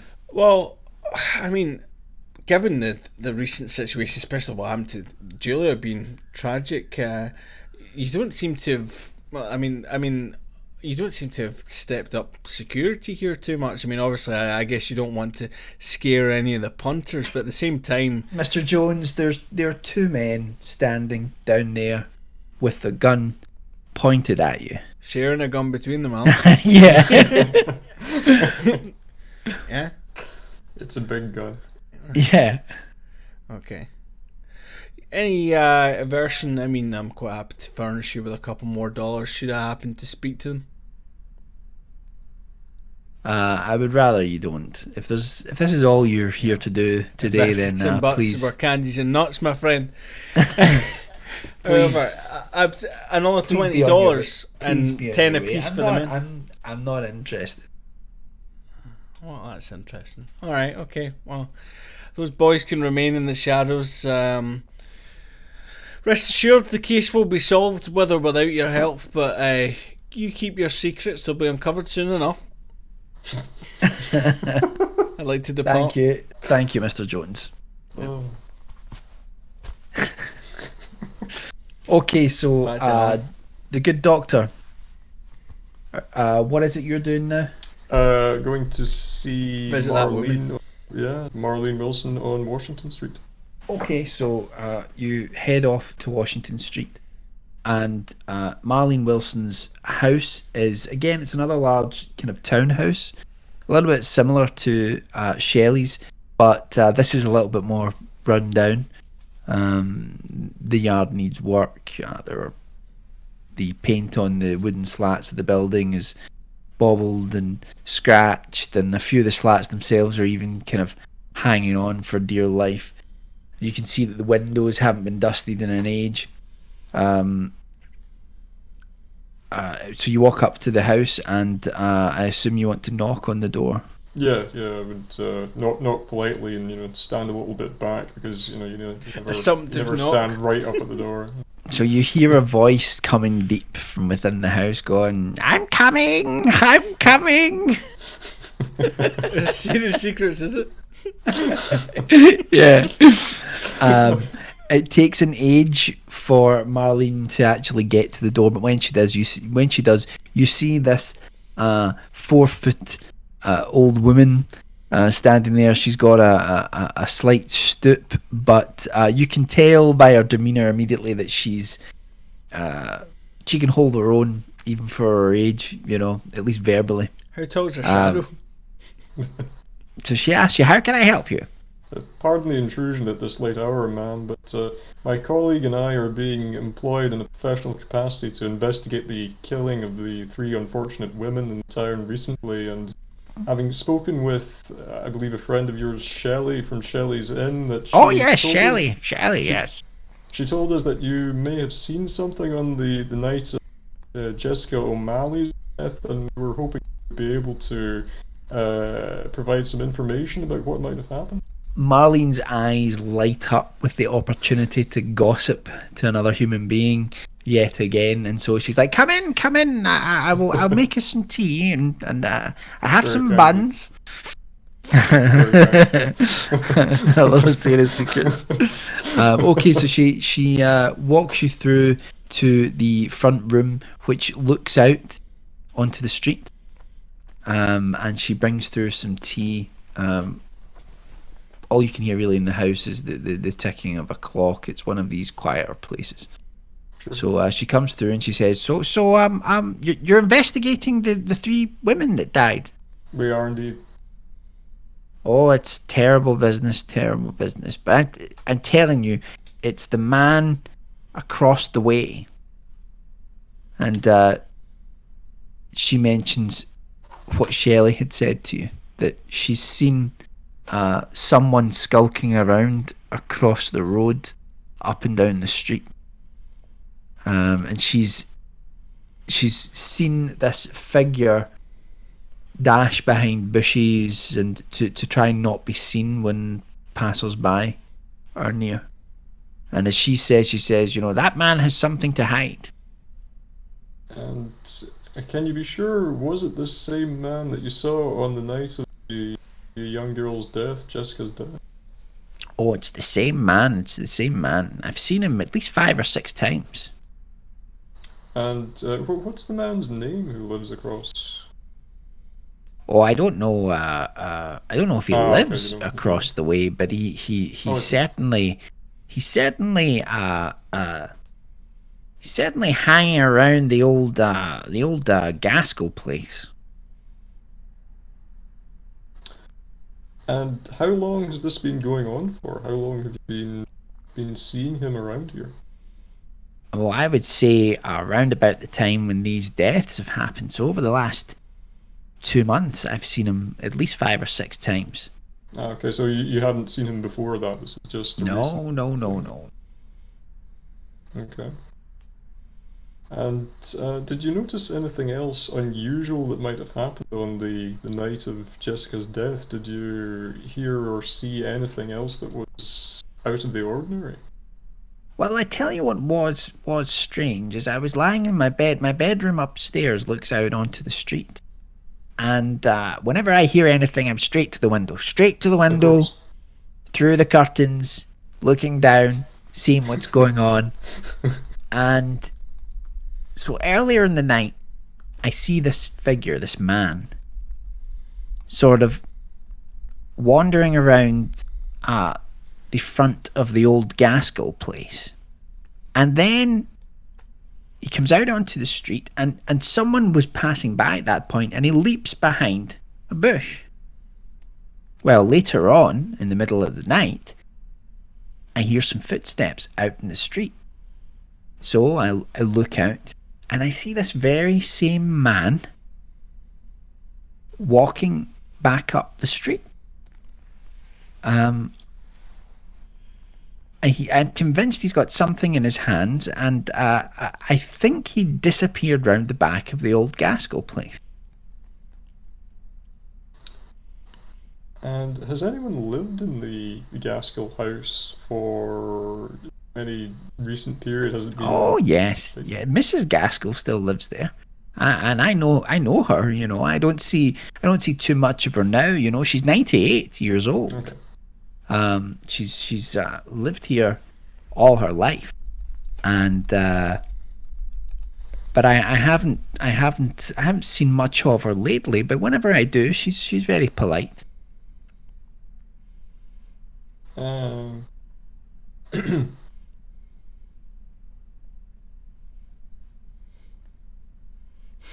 can you describe anything about the man that you saw? Do you know what his build was like? Was he tall? Was he short? I would say he was tall and he looked athletic. But he was a very imposing figure. But the way he leapt behind those bushes, he seemed very dexterous. Okay. And Mrs. Gaskell, do you think that she would be upset or troubled if we were to go and speak to her about this, or is she I the don't type think she to... I don't think she gets many visitors, but I see no reason why. Why not? Okay, I think that's probably everything that I would be able to ask at this point. In that case, yeah, I would just thank her for her time and finish my tea and politely leave. Thank you, Sonny. Okay, so you leave Mrs. Gaskell's. It's now about 6 p.m. and most of the town is kind of closing down at this point. So what's the thing now, guys? What we doing now? Now, Probably so what time reconvene. did you say it was? 6 p.m. It's 6 6 p.m. Now, Most of the businesses on the main street are closing, and not the ones that matter. Now, O'Malley's bar will still be open. Sean, what I would say to you at this point is that the question I've got is that when we took this job on, now I'm not entirely financially motivated, but when we took this job on, we were offered an additional payment in order to solve this crime before there was an additional murder, if you recall. Mm-hmm. Now, my concern is that should we go to Bobo's, that something might happen. Bobo's? Yep, something might happen while we're asleep. What's Bobo's? Oh, asleep. Right, okay. Is that 1920s slang? I was going to send you. I've got a PDF of 1920s slang I need to send you guys. It'd be quite funny, Yeah, actually. naturally. Quite happy to take that. Do you hear what I'm saying here? My concern is that should we go to sleep, something might happen. Now, I'd imagine. Well, this is the thing. I don't want to speak out of turn, but perhaps your character sleeps better than mine, but you might not. Your character's also seen the horror of war.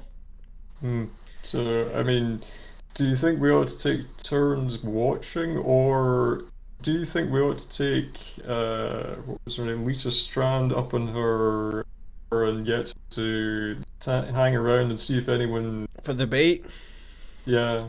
this is what I'm starting to think.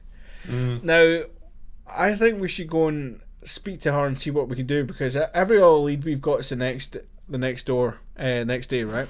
Mm-hmm. So I think we should go and check her out. But what might be worth doing is trying to see if there's some kind of rear entrance into Sarah's.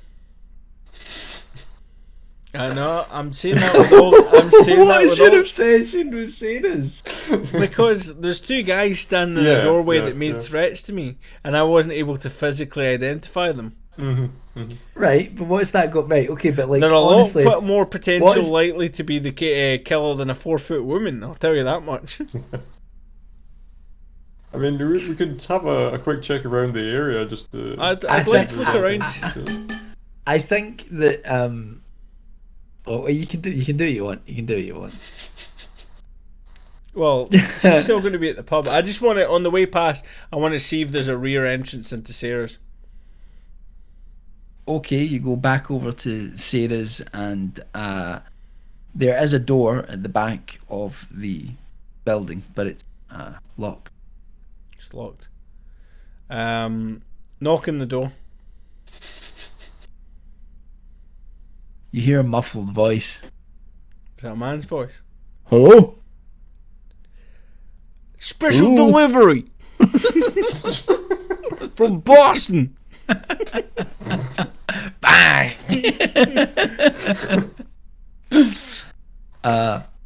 The guy tells you in no uncertain terms and in quite flowery language to leave. We'll come back later. Don't. Alright, okay. Alright, let's go to the pub. We know when we're Best thing for it. Okay, you go to Tom O'Malley's and again, there are a number of people there, and you're unsurprised to see that Lisa Strand is still sitting at a table. More drinks. Okay, so you get some drinks for Lisa, and you sit next to her. She's a little bit irritable with you, but nothing new there. What do you want? We'd like to take you up on your offer. Lisa's like, finally, something's happening in this town. Okay, how are we doing this? Well, I'll tell you something for nothing. We're not doing it with Roger. I hope you're happy with that. This is going to be out with the standard Oh, that's legal fine. protocol. Roger's a fool. Well, that's fine. I mean, come on. He lets a brothel run half the town, and then the other half, there's prohibition, and yet Tom's clearly selling booze to everyone in town. I think it's fair enough to say you're doing well off at both. Oh yeah. So I'm not complaining. I'm not complaining. But he's still an idiot. From the mouse. He's still an idiot. Okay. Let's get to work. Okay, how do you want to do this? Well, we know that the alleyway was fairly popular in the past. Did we ascertain where the other two bodies had been found? Yeah. Should have asked No. them more. No. The more, yes. No, Alright, but they. Right. Alan, in the meantime, while I'm speaking to the good woman here, do you want to quickly ask Mr. O'Malley Excuse me, guys. buy a seltzer first, but ask him if he could give us any information as to where the other bodies were found? I think, did we ask him already? I think the only one he knew about With Jessica. Jessica? Yeah.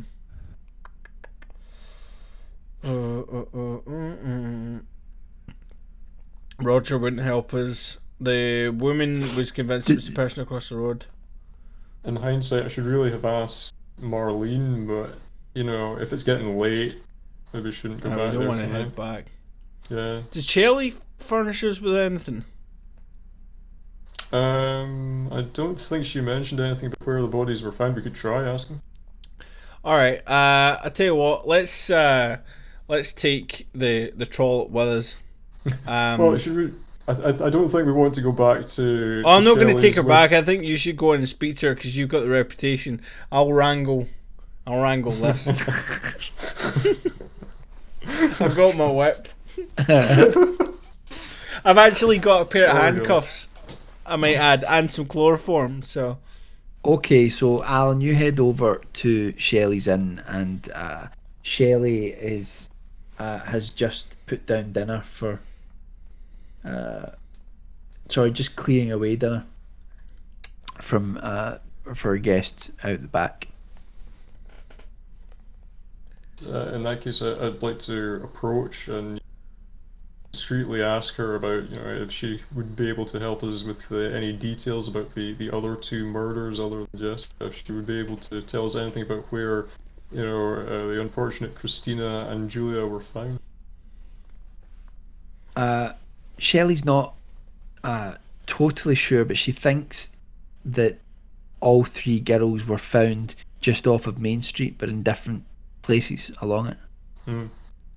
Okay, well, that's fair enough. I mean, I think that gives us enough to work with in the meantime.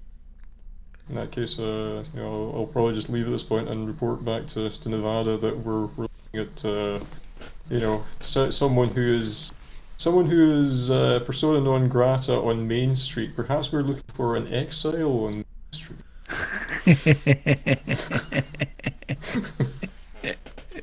It's a great album. It's a great album. Okay, so are you going back to O'Malley's bar? well, I've got to yeah, stand aside. We're across the road from Well, the place. what time is it? I mean, do we want to wait until a bit later on in the evening? I guess if the Yeah, it's approaching killings happen 7 now. after midnight, yeah. I mean, do we want to? I mean, I don't know. We could give it until like after 8. Yeah, Do you want me to put her back? it'll be dark after 8. Yeah. Any chance we could see about some of that dinner? Is that all gone?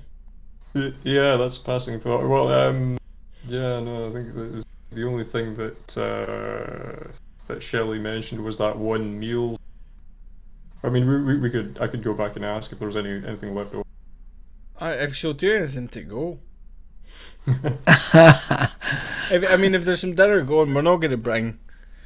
Yeah.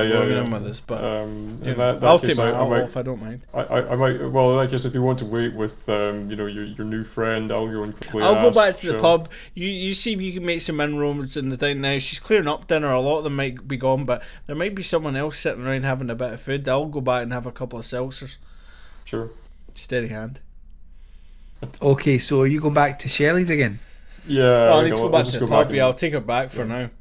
Right. Yeah. Okay, so all right, so you're back at Shelley's and you're asking. Yeah, just put politely if there's, I realize it's late, but my colleague is particularly hungry. He's been out, on the trail all day, and you happen to have anything left. Shelley says unfortunately the dinner's already over, but what she does is What was it? she makes some. You're not there, Nevada. She makes some sandwiches for you to go. Puts them in a little bag. So Roast beef and mustard. That's extremely kind of her. I thank her for her trouble and ask her to add it to our tab. Oh, no problem. No problem. That's very kind of you. So, in that case, I'll just say thank her for her trouble and take the food back to Nevada's sitting pub. The beef's poisoned. Cool. So Nevada asked, "Was there a big turnout for dinner? Was there?" Yeah, it was all over by the time I got there. Really, everything was cleared away. But Shelley was kind enough to make some sandwiches. Sandwiches, all right. I don't really Right, like guys, mush- you're currently talking about sandwiches now. I don't want. Hey, now we're finally making some progress. We've got the sandwiches. We're going home. All right. So what time are we at? It's now. It's just 7:30. Okay. So you get an hour before sunset. Eat the sandwiches. Right, do you want to just kill some time? Do I need to roll? No. You choke on the sandwich. Right, okay, so you wait until... Well, we should wait in the bar to see if anyone out of interest comes in. Okay, alright, so you're in the bar. There are people who come and go, but no one that particularly makes you think you're going to get any important information. The sun sets, and Lisa is drunker and even more keen to get the son of a bitch. It's good that she's keen. Alright, well, it sounds like Main Street's the hot place to go. Now, you've said Alan's got a pretty high skill with a shotgun. He does. I'm going to hand the shotgun to Alan. Okay. We're going to take... How big is it? I mean, is it something I can conceal in my coat, or is it You like... can conceal it in a trench coat, Cowley's job. It's a trench gun. Oh, cool. Pump Okay, action. Full Cool. size In with that case, stock and yeah. everything. But Just so as long as I'm not, walking around Dodge City here. Nah, you're alright. We're going round the corner. So we'll take her around. We'll place our bait roughly along the main street. But I'd like to keep the chloroform handy. Okay. Did we already eat the sandwiches? Yeah. Oh, shit. Alright. Well, We're eating a chloroform sandwich. I feel you're getting bogged down in the menu shot. Yeah, I feel like this can't be great watching for all our viewers that we're sitting here talking about sandwiches. can we get more sandwiches? Yeah, no. Let's retreat to a safe distance to watch and see if there's any takers. So No, where I'd are like you to say what are you that telling we'd Lisa like to to do? say that we sent her to go and stand the street, and we weren't visible at the time. We didn't walk up to her and go, right, you stand here. We just told her to Right. go roughly up the street. We're waiting within viewing distance, but unseen. Okay. All right. So I think if we say to Lisa to scream if she thinks there's anything up, and then we'll come running. what's okay? Right. So What's your- both what your is the luck- your luck- plan, Doctor luck. Jones? I mean, if the guy comes, do we try You've got and catch him? you've got exceptional luck, Alan. Alan. So I Callum, think we're gonna have to do something about reducing this guy's status in Can you future. It seems do- like a No, to be fair, like there's certain things where it's like, yeah, like your intelligence, but then like in Call of Cthulhu, when your intelligence is really high, if you fail a sanity roll, you have to actually get, if you score below your intelligence, you fully comprehend what's happened, and that makes you insane. right. Oh, geez. So Okay. although high intelligence will give you loads of benefits, there's also the risk Mm. that it can Yeah, cause you you go To be an mad. idiot. Right. You So- want me to roll for Alan Bath? Are you okay with me rolling for you, Alan? Sure, yeah. I mean, I don't have any die here. So you want to roll the percentage dice. Ah, fuck. Sorry, Alan. It's an 80. Okay, right now you need to roll the 10 dice. You need to get 5 or lower.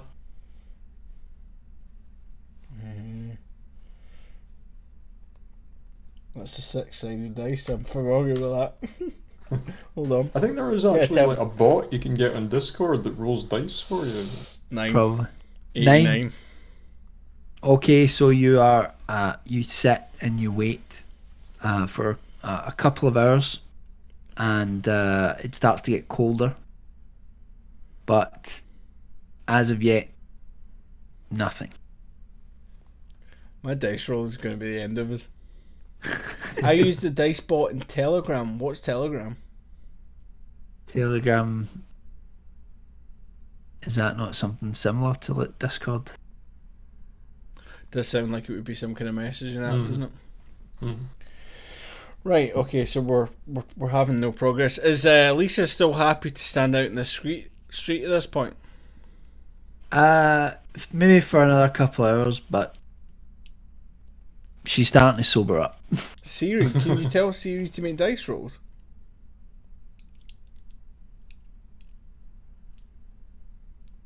Yeah, let's not mess around with trying to get No, Siri that's to roll fine. percentage die at the moment. I don't have Siri anyway, but Neither do I. I'll make sure, Alan. I've got a ton of dice, so the next time I see you, I can give you some Cool. percentage cheers, dice, man. and we can Cool.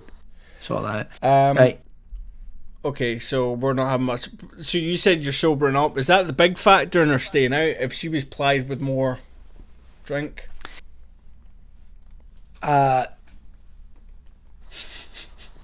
Potentially. potentially. All right. Well, Alan's got all the luck, so I've still got my canteen from the last episode. Right.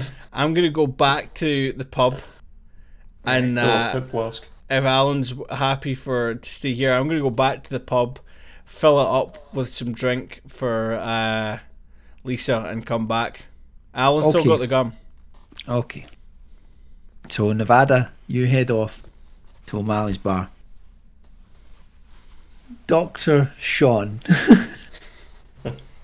you are standing a little bit further down the street from Lisa as she's waiting, and you start to hear footsteps coming from the opposite side of the street.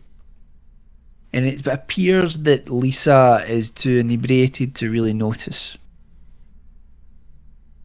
Okay. Can I see any sign of who's making the footsteps? Can I see a figure come? It doesn't appear to be on Main Street. You suspect that it's up one of the side streets,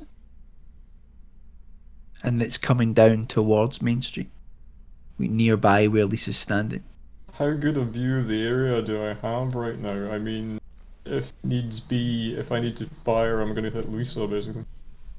Yeah, you're actually a decent distance, so it would be like a hard roll. Mm-hmm. If you look at the stats that you get for each thing, you get like your main stat, but you'll see that you also have a half stat and a fifth stat. So the harder it is, that's like Right, yeah, medium that's what difficulty it and would hard be. difficulty Gotcha, or extreme yeah. difficulty. So Jane marks it. So is there a place like near to where Jane's standing that's like a vantage point that I can still hide and have a better view, like a better shot basically? There is.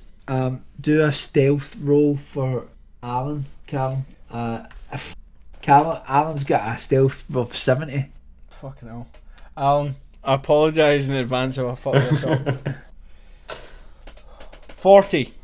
Okay, that's a good success. Okay, you do. Good, You good. manage to move further down the street. You're now opposite Lisa, and you Okay. can see just a couple of meters to the side of Lisa. There's a street that heads up a small hill, and you think you see a figure moving in the shadows down towards where Lisa's standing.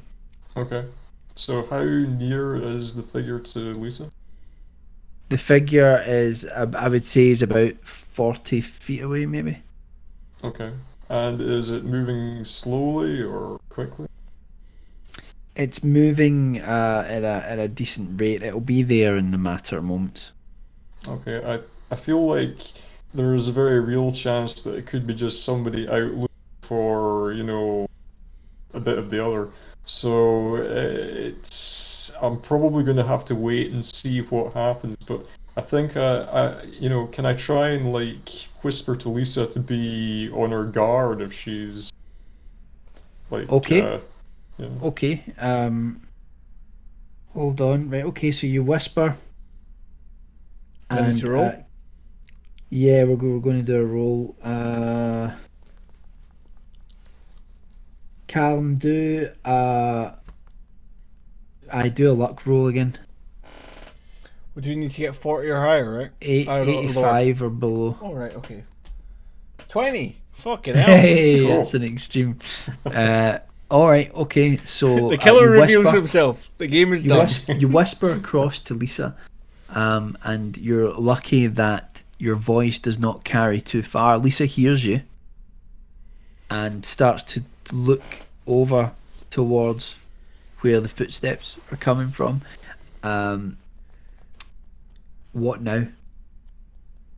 Okay, I will take careful aim so that, if I can get like a view of the figure that, will mean I can hit them without hitting Okay. or as much as possible. Okay. All right. Okay. All right. So you take aim, and you see the figure now stepping out from the shadows, and it's a tall man, in a black suit of some kind, but the suit looks very kind of antiquated in a lot of ways, from a bygone era. How far am I away And- with the drinks at this point? You're just coming out of him, Alice. Right, okay. John! Oh, spaghetti! Okay, so the figure emerges from the shadows, and you see him, and you see that his face looks. At first, you think he kind of looks like a healthy man in his 30s, but you see that there's something off about his skin, and you can't quite put your finger on it. The skin looks almost fragile in a way. Okay, so he walks round the corner, and he stands, and he starts a conversation with Lisa. Can I hear them at this point? You could do a listen roll. Your listen is 20, Callum. Mm-hmm. You need to roll 20 or under. Alright. Okay, let's see. 20. Okay. 20 or under. Fucking hell.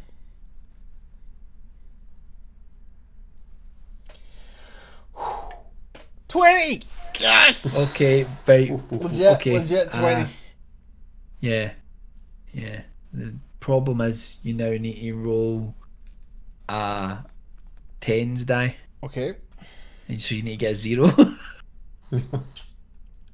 Right.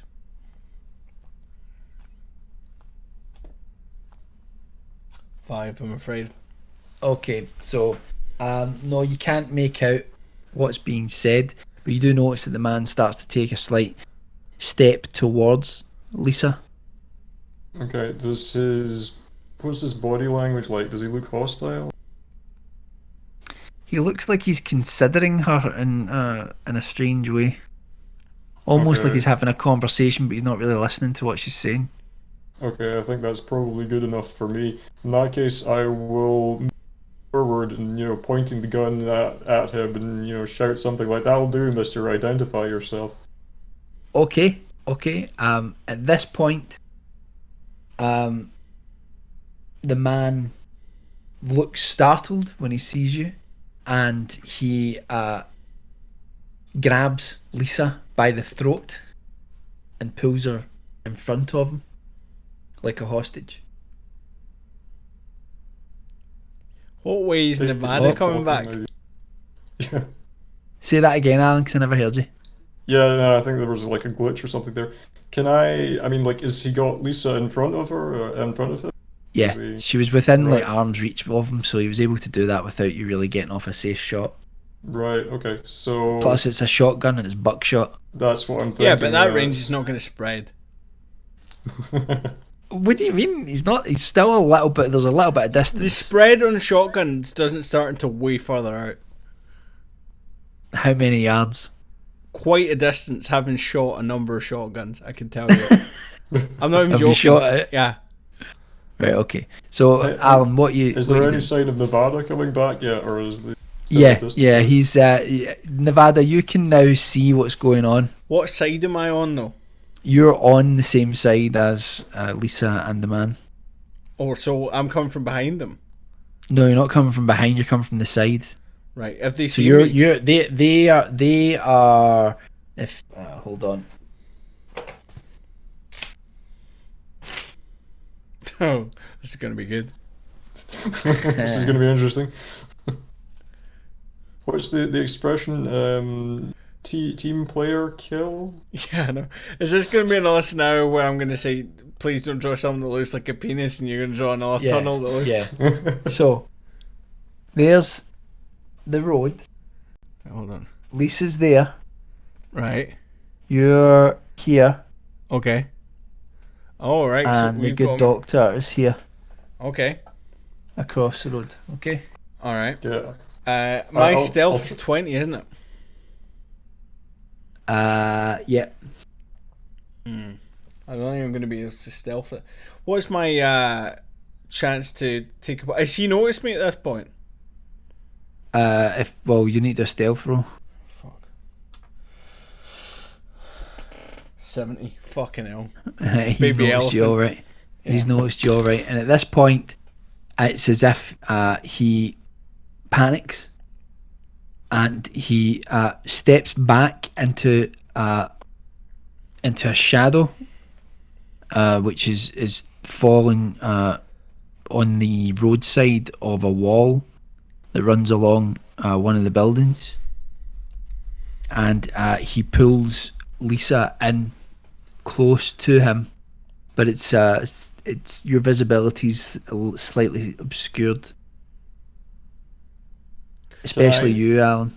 Yeah, can I like try and keep him talking? I think I would just say, like, okay, that's enough. We can settle this amicably. Nobody has to die tonight. Just let her go, and we can all talk this over peacefully, like normal Someone folk. always has to die, the man says. That may be so, but it don't gotta be right now. Put down I mean, your gun. listen, mister, look, only one thing's gonna happen here. If you do anything to her, I'm gonna pull the trigger and you're gonna die. This is a big shotgun. It's gonna blow you clean apart. If you even try anything, there's nowhere for you to go. Look, we can step away from this. It's not too late. So the man says quickly, I can't die. Listen, do you want to find that out? Because, we can find out. If you do anything to her, we're gonna find out. Yeah, I've heard And that then- one before. Is Nevada getting any closer? No, he's keeping an eye on Nevada. What are you doing, Nevada? Nevada is trying to angle himself to a point where he's trying to get behind, very slowly. Nevada doesn't have a gun drawn at this point. He's You just can't got really flash. get behind them because they've got their backs up against the wall. Right. Now, You're at the side of at him. any point, if we notice whether the guy's armed, he's got her, but is he armed? No, he's got her he's holding her by the throat in front of him. I think I've still got a flare, Okay. but I don't know if I've still got a flare. Whether Nevada would be carrying a flare on his person.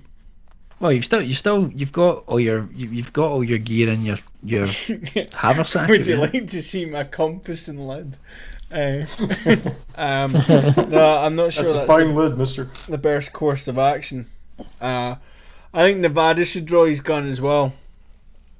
And at this point, Nevada would like to say, look, there's two of us here. Even if you're packing a piece, you might take one of us with you, but fucking, you're going down. Your compass with the lid doesn't play a chime by any chance. No, it doesn't. Okay, It's the man. Lisa screams as the man inserts something into the back of her neck. Well, that's good enough for me. Alan, fucking torch this guy. Lisa's still in the way.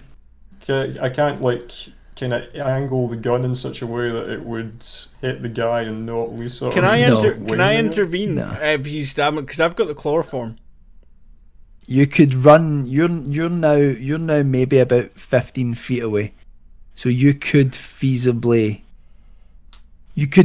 try a shot because he's in front. He's in between the good doctor, and so Lisa's in between the good doctor and him. He's already started injecting. You're at the side, or you could run to try and get to them.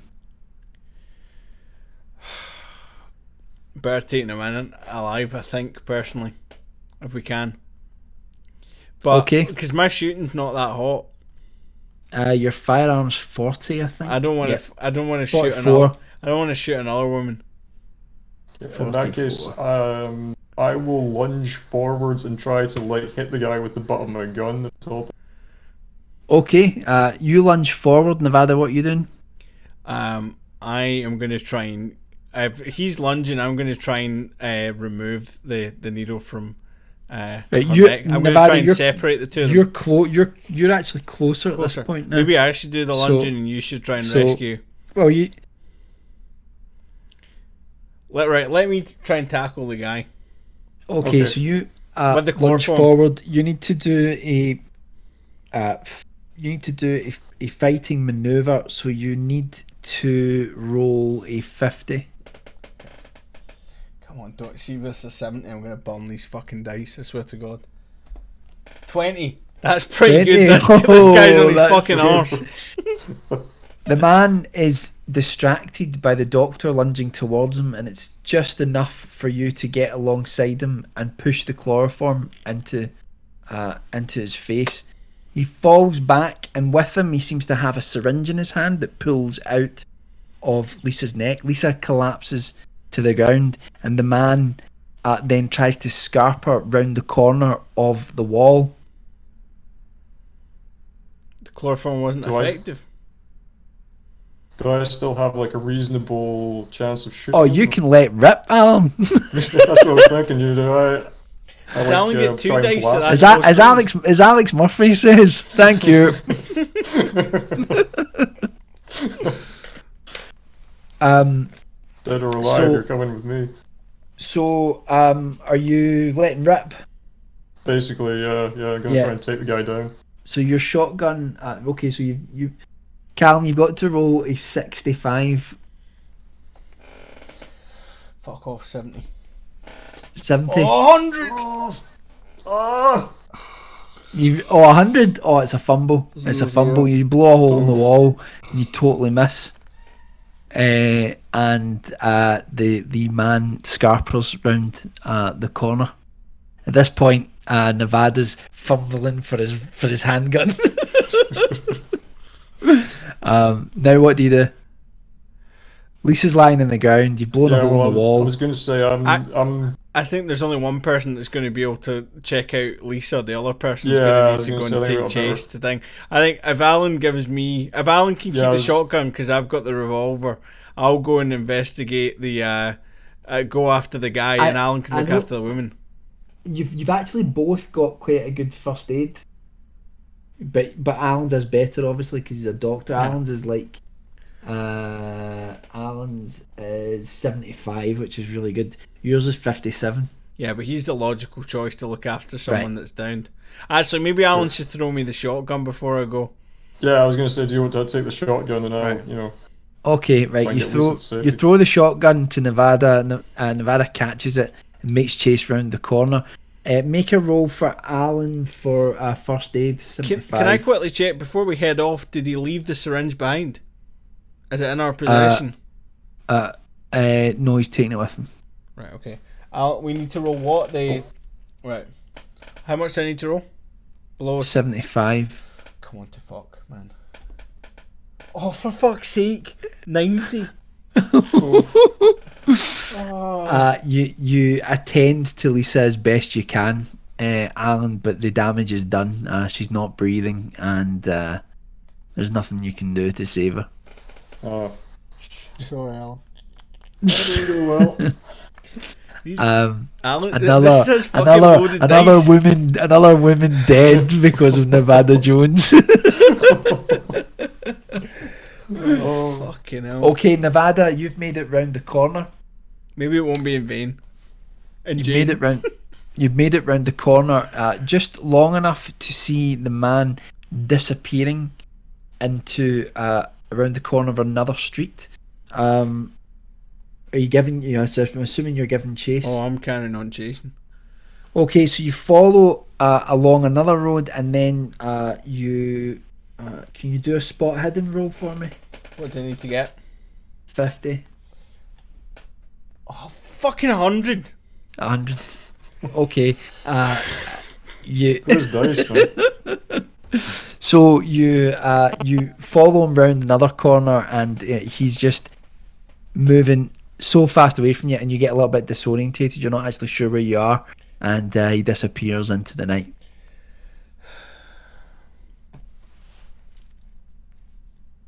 Poor show, boys. These dice are fucked, and the fact that you Oh, gave man. them to me tends to. Oh, Call of Cthulhu, like we're definitely going to play Pulp Cthulhu as the main game once I get the book, right? Because that's more Indiana Jones right. type. The vanilla Call of Cthulhu is really brutal. People die all the time, including investigators. Hey, I'm amazed I've made it this far, I'll tell you that much. Yeah. Okay. If Alan had made those rolls, everyone would be fine. Well, out of interest, we should get some kind of rolling thing and see what. Maybe we should get some kind of rolling thing for Alan, because I don't want to be responsible for his. Well, we'll get dice, and he's a man of honor, so I will. Draw So he won't lie. Okay, so Okay, so they've made it away. We didn't, Yeah. but we've now seen the man in action. We've seen him close enough to have seen his face at some point, Yep. surely. Alan especially, you saw him from the side. Yeah, got quite a clear look at him. Nobody that we've He's a recollected strange thus looking man far. out of his time. So Yes. I don't think he's nobody was far. No, The mortician was a fair age, but he was short. it's no one you know. Yeah. He looks like a younger man, but flaking skin. And Yeah, stuff. essentially. We've all been there. All right. I think we're going to need to take her to the police station. You're going to drag Lisa's lifeless I'll corpse. carry her, because at this point it's my cross to bear. We shouldn't try taking her to the cottage hospital. I guess there's nothing the mortician can. But Well, Oh, we maybe can you- make her look lovely as they slam the lid. I think we've got to take her to the police station. It's the only thing we Yeah. can do. just report the description of the guy as well. I guess. Yeah, report that we found her. I don't know if we need to tell them how we found her. Yeah. I mean, report that we encountered what we appeared to be the guy like accosting this woman street. We don't need to say that we had anything Exactly. to do The with guy's no use anyway. There's no point in giving him the full story. Yeah. Okay, so you what's your? Doesn't matter. Okay, so you walk along the main street, dejected, to the sheriff's office. At this point, other people have come out into the street because of the sound of Alan blowing a hole in the wall, and when you get to the sheriff's office, carrying the lifeless body of Lisa, the sheriff is just coming out of the door, looking again like he's been. Well, you assume he probably lives in the office or just above it, because he's still doing up his shirt as he comes out the door to investigate the gunshot. And when he sees Lisa, he does something a bit surprising. He just says, "Bring her in here, boys." Okay. All right, fine. All right. At least we've got the body this time. You take Lisa in, and Roger, the sheriff, prepares some hard whiskey for you.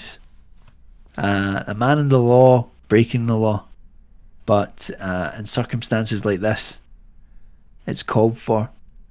So he tells you to sit Lisa's body down on an examination table out the back. Do we have a choice whether or not we drink this? Yeah, you don't need to drink it if you don't want to. I'll elect not to drink it if you don't mind. I will take a sip, but just enough to be polite. The sheriff moves the hair from the back of Lisa's head with his hand, looks closely, and says, "It's another one." And then he sits dejected in a large armchair and explains that he's seen this happen before, 30 years previous.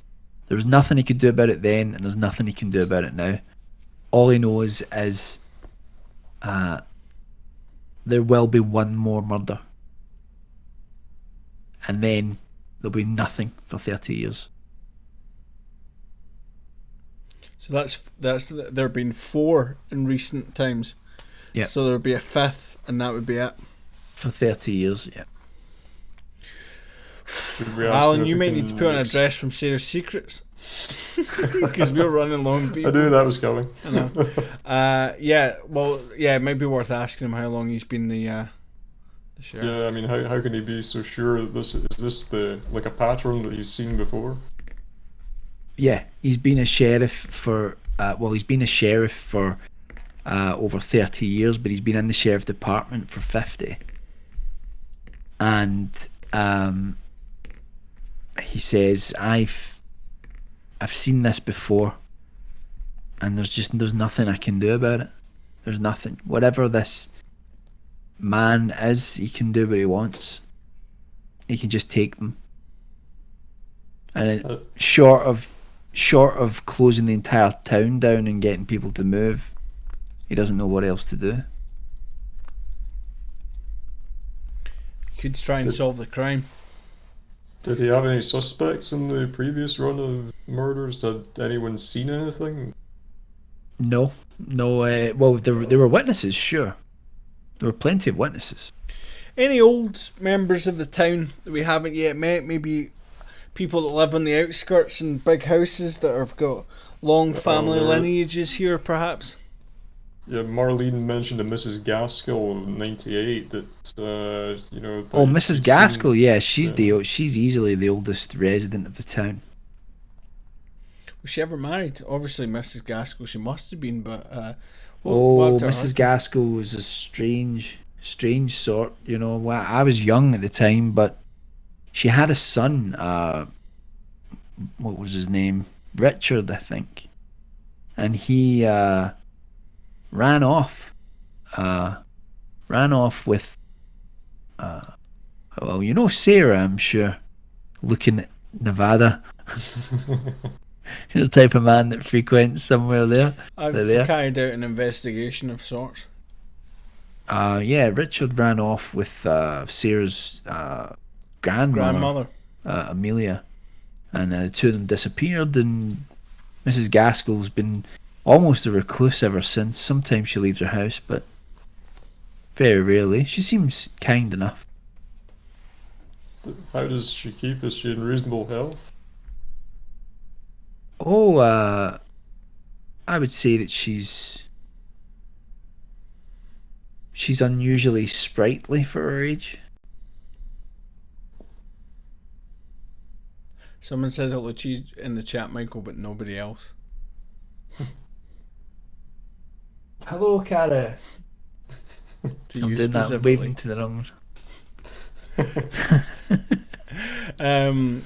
Alright, okay. To be honest, they've already struck tonight. I think we're probably best getting up and doing a bit of investigating in the morning. I think we've probably done our damage for tonight. Yeah, we need to go and speak to Gilbert. But, just like to thank the sheriff for his help in talking to us and assure him that we did everything we could to prevent this tragedy.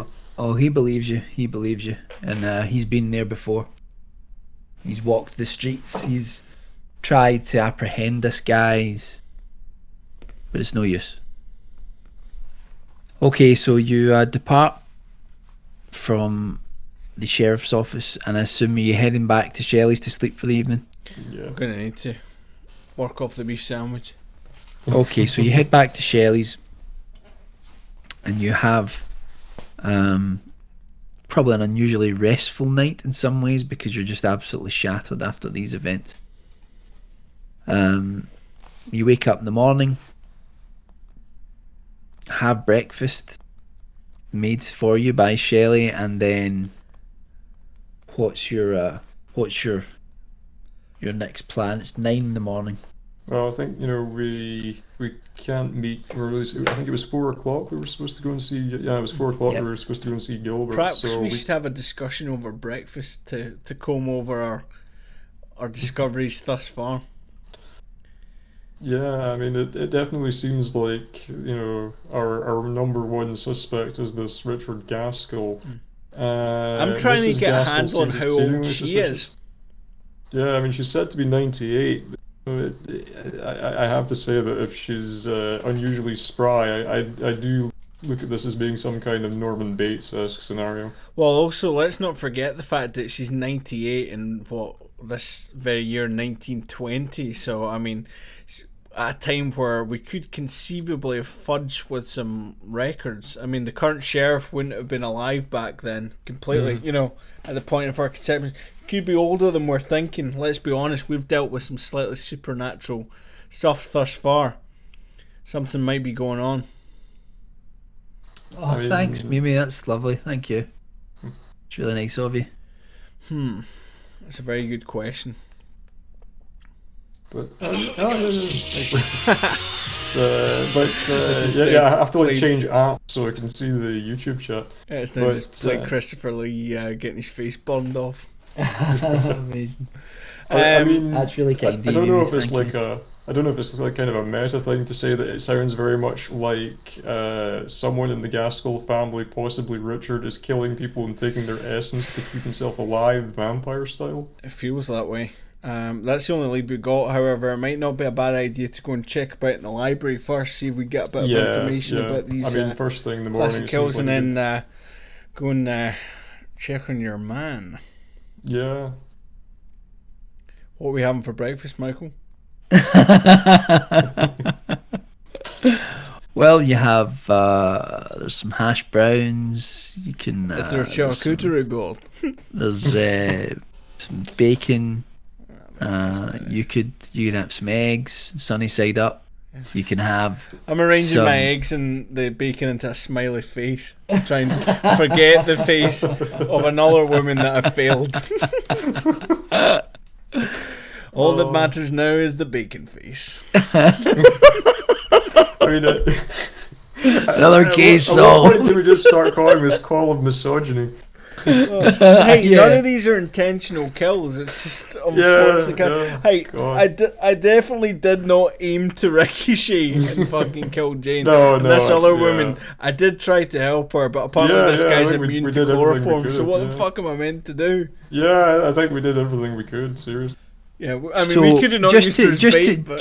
just to remind you, then obviously you have Gilbert Miller at 4 p.m. that you can go and see. Yeah, I think we should go to the library first, though. Yeah, and look into right. the previous Okay. killings. Is that what you want to do? Yeah, I think that's a good plan. You have your breakfast. Nevada arranges the food into the face of Jane, then smashes the egg with his fist.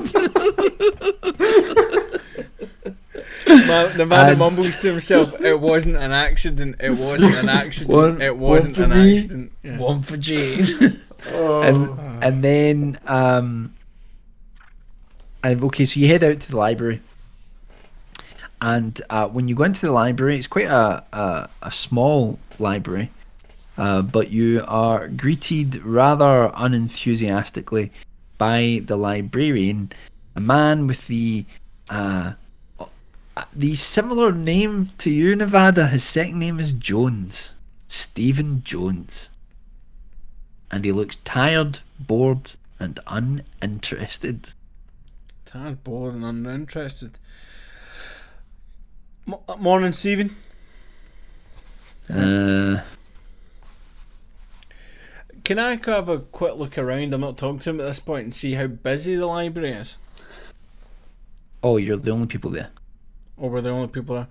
Not much call for books in this town, Stephen. Sometimes. Good days, bad days.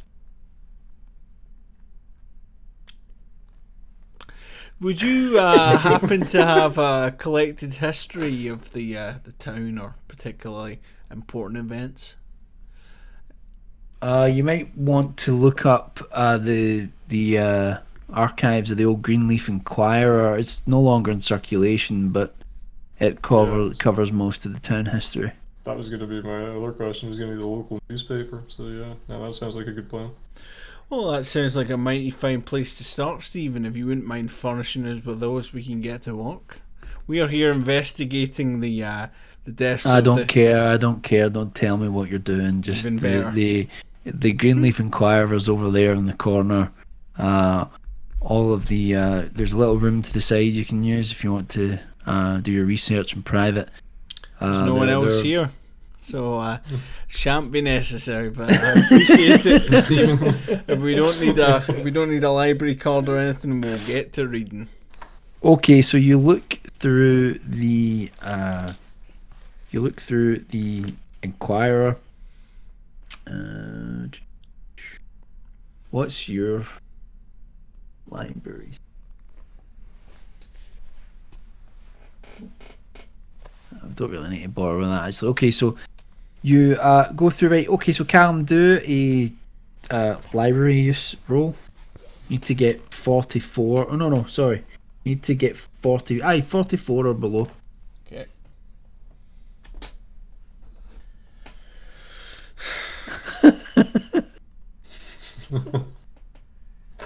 I guess it went not well. I'm just waiting for it to turn up on the screen because Callum's not telling me.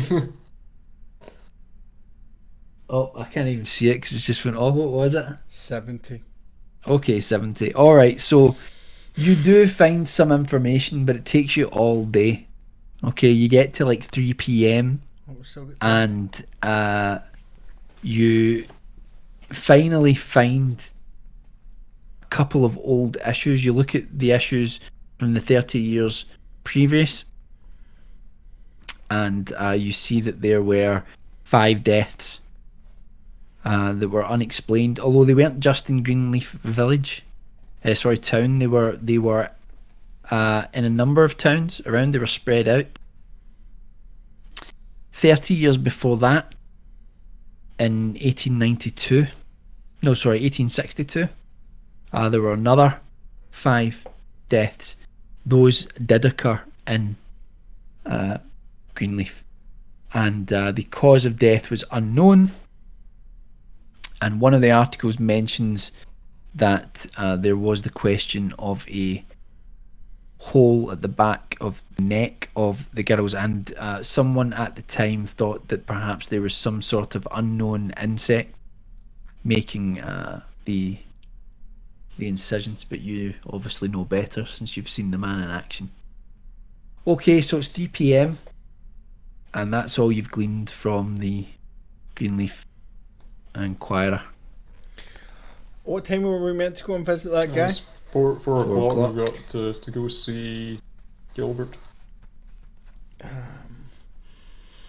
Well, I think it's maybe time to grab a spot of lunch to go. Oh no, was he inviting us over for lunch? He was inviting you over for some tea. All right. Well, we might want to grab lunch on the way, burn an hour, and then go and see him. Okay, where are you going for lunch? Well, just Shelley's place. Sandwiches. Shelley's again. Okay. I take it that you don't want to try Mal. Seeing as they've got local produce, they might furnish us with some. Potentially, can we do that within an hour? Yeah, you can. However, when you go into O'Malley's, you are asked to leave immediately. The townsfolk aren't exactly happy about what happened to Lisa. And they know some people saw both of you at the scene of the crime and then carrying the body. One of you carrying a shotgun. So they don't really want to... They don't want you to stay. Well, hey, these crimes happened before we even turned up. We attempted to stop the person in question, the perpetrator. We didn't make it quite in time. Had some bad dice rolls. But we're still on your guys' side and we're still hot in the case. Unfortunately, Lisa's another victim in it, but this has nothing to do with us. We're trying to help you guys out here. I think you're throwing away the baby with the bathwater if you kick us out. 1920s race. No, you need to leave. Just the pub? Yeah. That's fine. We'll go to Shelley's then. How are we doing for time? Have we got enough time to go by? Yeah, you've probably got enough time to go back. It's not that far. Okay, so you go to Shelley's, and Shelley has heard the news as well, although she's a little bit more sympathetic and thinks that you boys are just trying to do your best. Alan's not still got the shotgun out at this point. Give us some sandwiches. So she furnishes you with some sandwiches, and you have a mighty fine bite to eat, and then head off to Gilbert Miller's house. He had given you the address his house. He did, yep. And he lives in quite a small, it's kind of an apartment, and he is absolutely ecstatic to see both of you.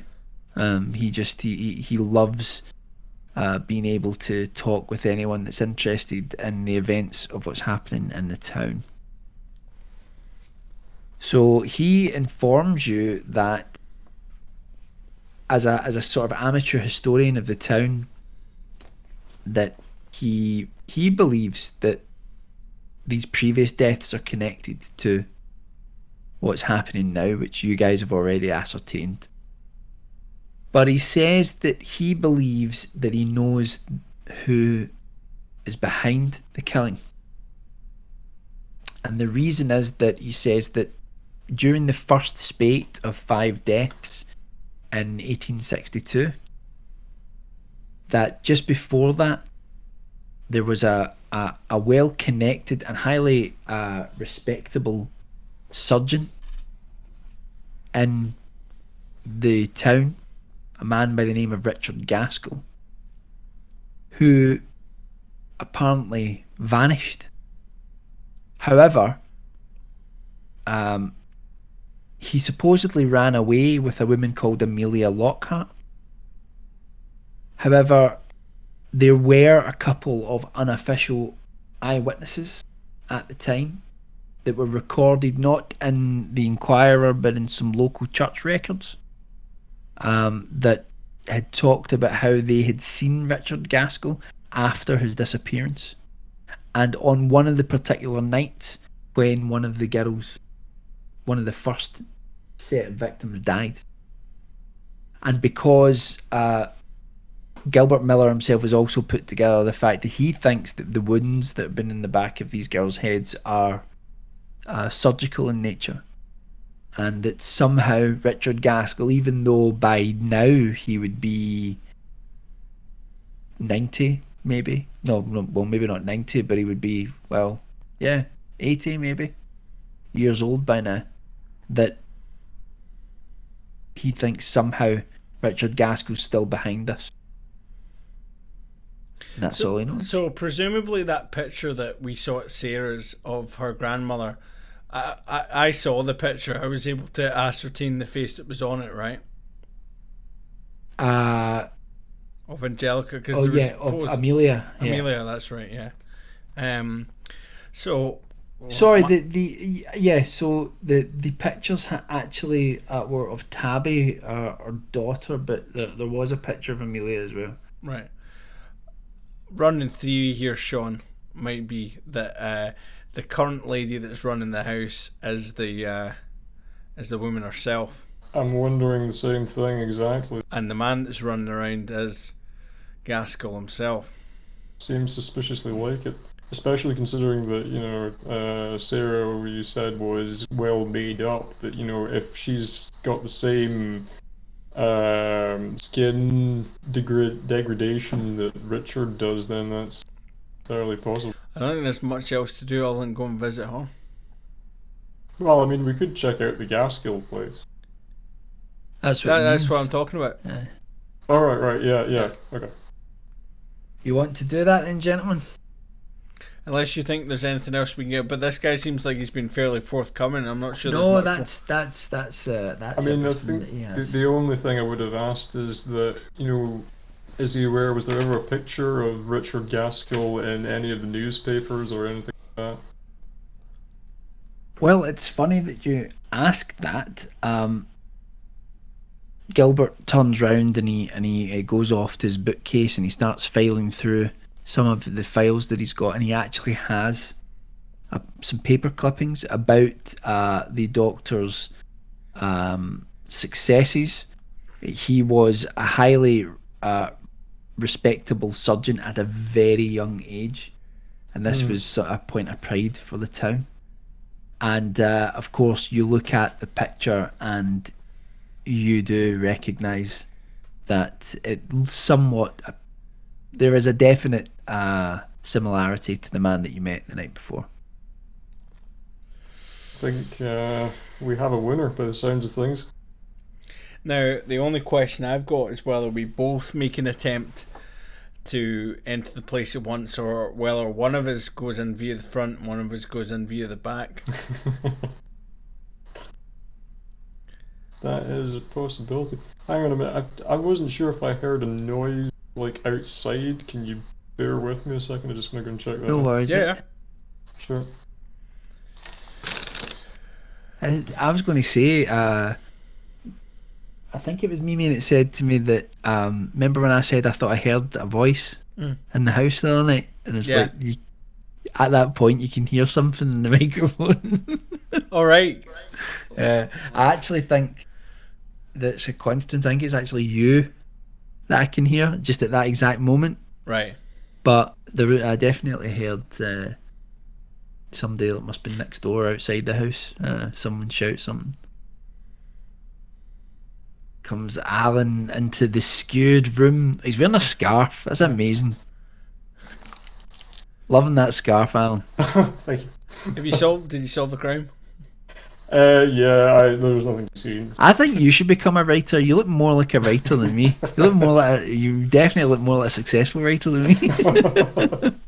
I'll take that. Successful enough to own a scarf, anyway. Yeah. Okay, gentlemen. This so hat is actually then? burning my head. It's so shite. It's so cheap and shite. I need to get a better hat. It's 5 p.m. You've got 3 hours of sunlight. So yeah, I mean, I feel like we know the guy's quite strong. I kind of feel like maybe we want to stick together on this one. It's a fair point. Part of me wonders, is he going to come back out at night again if we investigate the house? Well, I mean, it seems like, maybe going during the day is the best. It is, though. Action. Then the only danger we've got is that we're revealing ourselves to them. Yeah. That we've kind of narrowed them down, but We're playing our I think hand, we would be effectively, stupid yeah. not to investigate it. So, I mean, how do you want to go about it? Do we go up and ring the doorbell? Do we just try to gain access? Who's got the best stealth? Probably, bizarrely, the doctor's got a 70 stealth. Alan, I think I should go to the front door, cause a distraction, and you should stealth the joint. I'm Fair happy enough. to let you continue to hold the shotgun. Okay, so Sounds good. is this the plan, gentlemen? It's a plan, whether it's the best plan. If both of you die, I apologise. No, okay, so you head out to. Wait, is this another percentage dice? I can't see. It goes that, from can 10 to 100.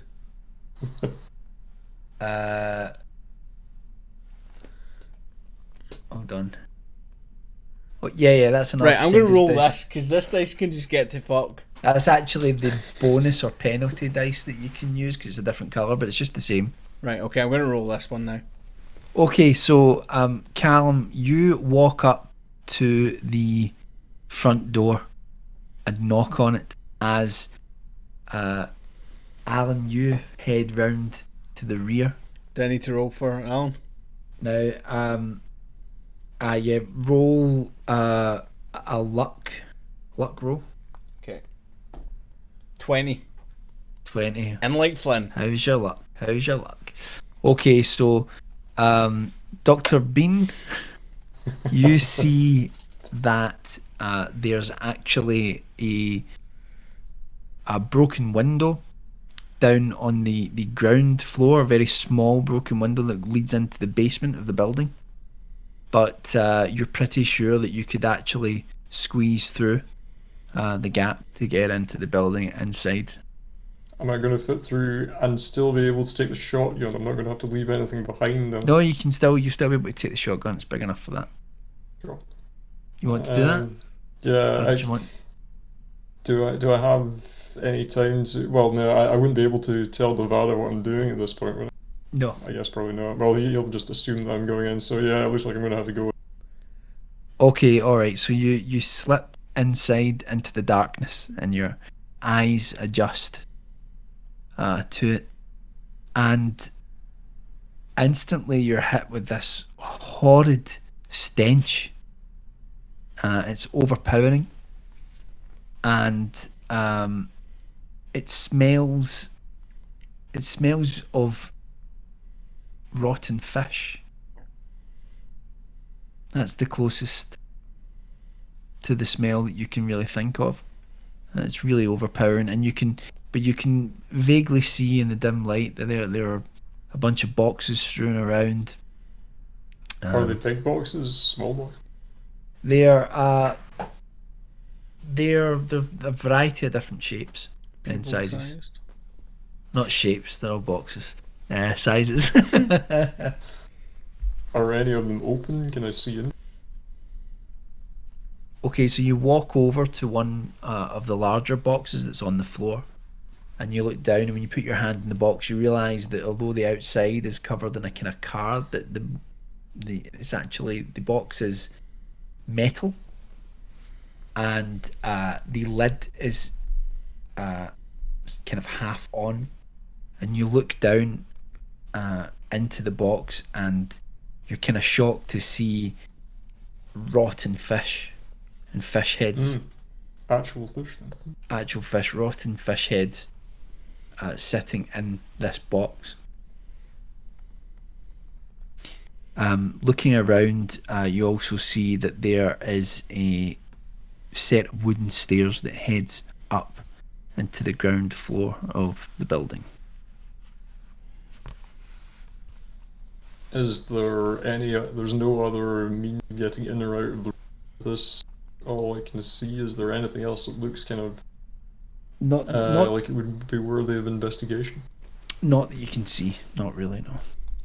There's you do notice that there's some old equipment lying about, and it looks like old glass vials, pieces of old medical equipment.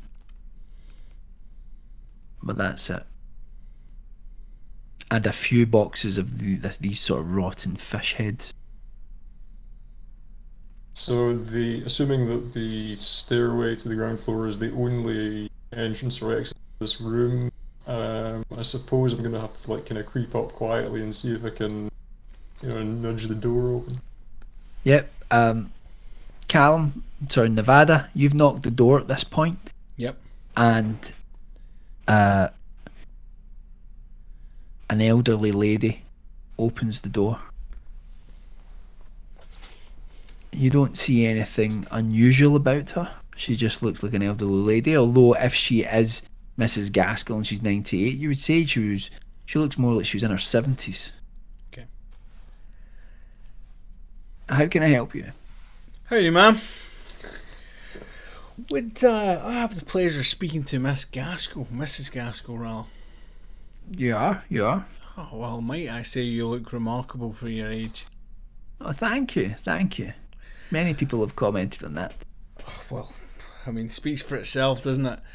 What's your secret, Anyway, I just wanted to ask, we're currently involved in some investigations in the town into the disappearance and unfortunately deaths of a few women.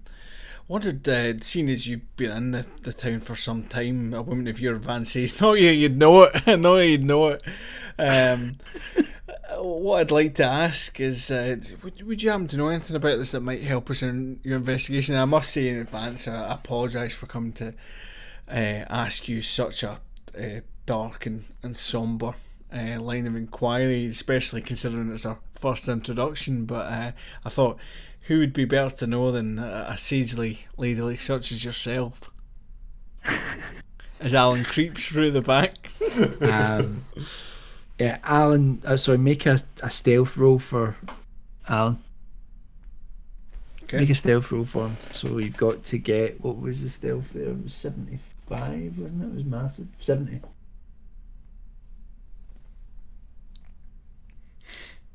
What is it? 90. It's a 90, guys. I'm sorry. As Mrs. Gaskell is listening to your rattling on, she hears the creak of the door opening into the house, and she turns to look behind her down the hallway and sees Dr. Bean walking out like Mr. Bean into the hallway, and she lets out a scream. I want to chloroform her. Okay, no problem. You're point blank. I don't think we need to worry about this. She's an elderly lady. You reach for your chloroform bottle. You wrap your hand round her face, and you chloroform her. Now, can you roll a luck roll, please? You need to get 60 or below. 20. Oh, okay, so she doesn't manage to get anything else out after that. She just out like a light. Perfect. Now what? So she's let off a scream. She's let off a scream, yeah. I want to ready my weapon.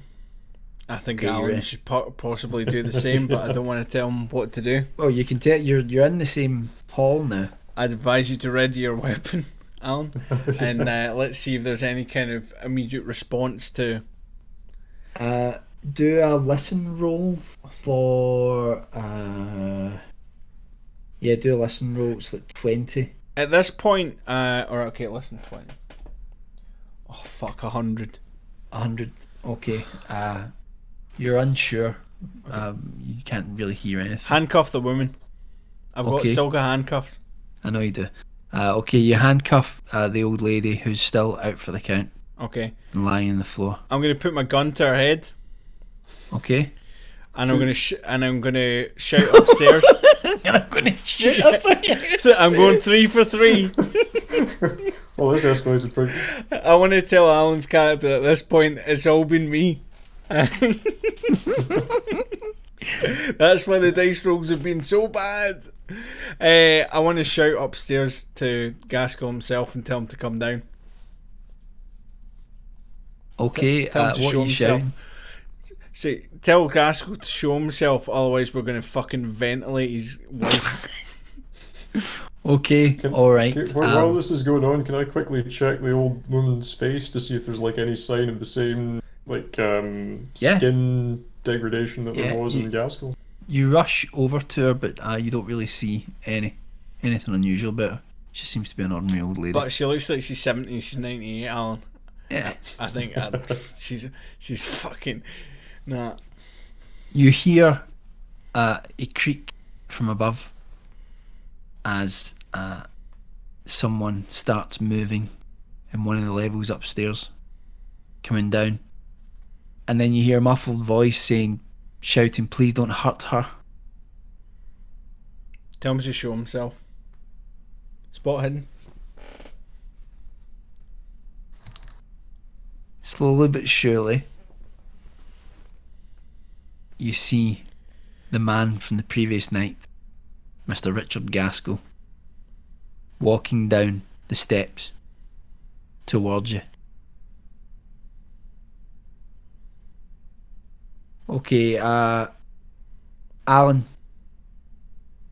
spot hidden, please. So, alright, so you need to get 70 or below. 60. 60, oh, just... Okay, Alan, you, with your keen perception, notice something about Richard, which is that he seems to be walking slightly strange. The way he's coming down the stairs, his gait is slightly strange, and you intuitively know that he's got a gun down the back of his trousers, basically around down his waistband.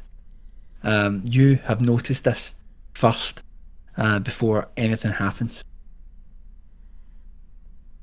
Okay, I'll take aim at him and call for him to like take out the gun and drop it nice and slow. Okay, what's your dexterity? Hold on, your dex is 50. Right. Yeah, okay. I don't think my dex is very high. Yeah. Okay. So, right. Roll for Alan.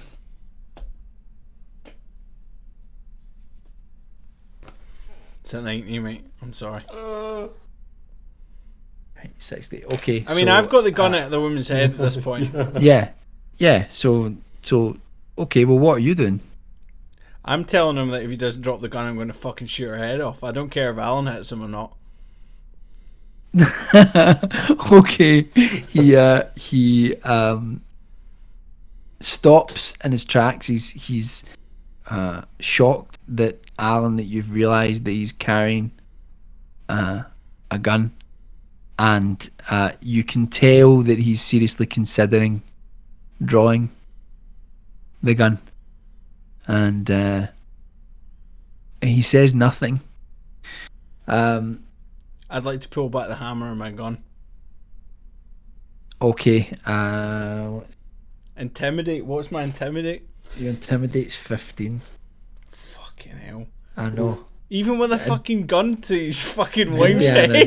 Indiana Jones is absolutely useless. Right. Yeah. What's your intimidate? Probably your intimidate's 200. 15 as well. Yeah. Okay. So. All right. Make a roll. You're going to roll for it. Just so I get a Fucking feeling we're about as 70. intimidating. 70. Mm. This has no effect on the man. Alan, what did you say there? I was just saying I get the feeling we're about as intimidating as the Chuckle Brothers at this point. Okay. Trip right, him up alright. with the shotgun. So we'll do another dexterity roll. You need to get 50 or below, Cal. 30. Oi. All right, I got 60. So, Alan, Richard Gaskell reaches behind his back with almost superhuman dexterity. However, you're quick off the draw, and with your shotgun already pointed at him, you squeeze the trigger. Okay, your shotgun skill is 65.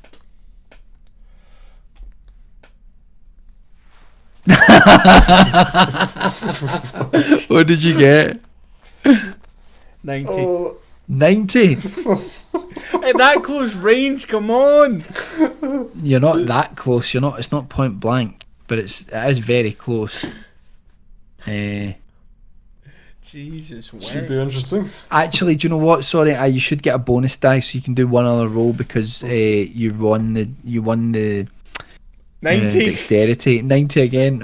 You shoot, completely miss him. You blow another hole in another wall. Okay. Oh well, I got a 90. So Richard pulls the trigger of his revolver that he has, and he squeezes, and he completely misses. Thank Now God what, for gentlemen? that. You've got a pump action, so you don't need to reload, Alan, and you've obviously got a 6-shooter in your hand, Callum. I think, do we both try and blast him at this point? I'm tempted just to shoot the fucking wife at this point. At least I won't miss. At least I won't miss that. We'll get the moral back to the fucking petty victory. I think, I don't know, I think you have to fucking blast again, Alan. Yeah, I think I'll. Hey, I'll what, take but another what, and shot. what are you doing?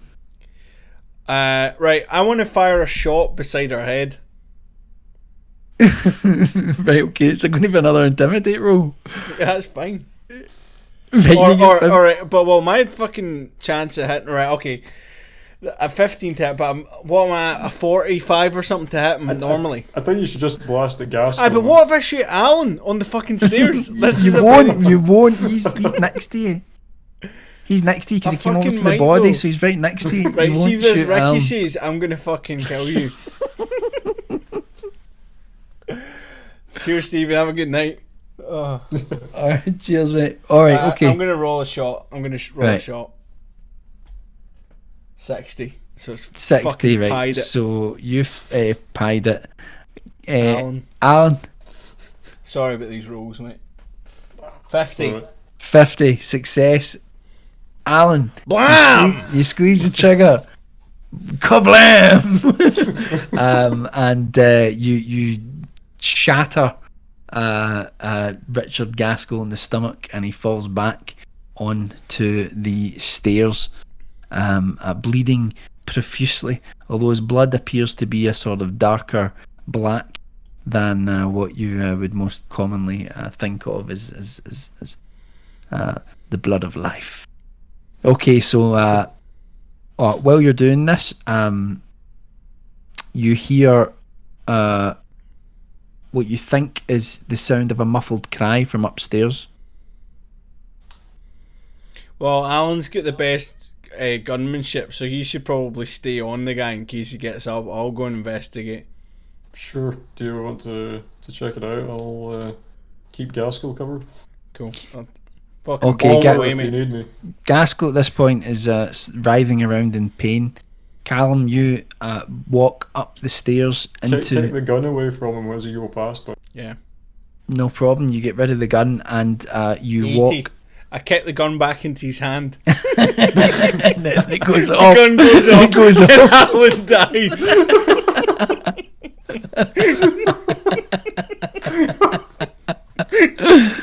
And you go up into the top level of the house, and when you're there, you see that there is there's an open doorway into a room, and you see what looks like an old hospital bed, but it's vertically arranged. It's not lying on the ground. It's up like that with the foot of the bed balancing on the floor.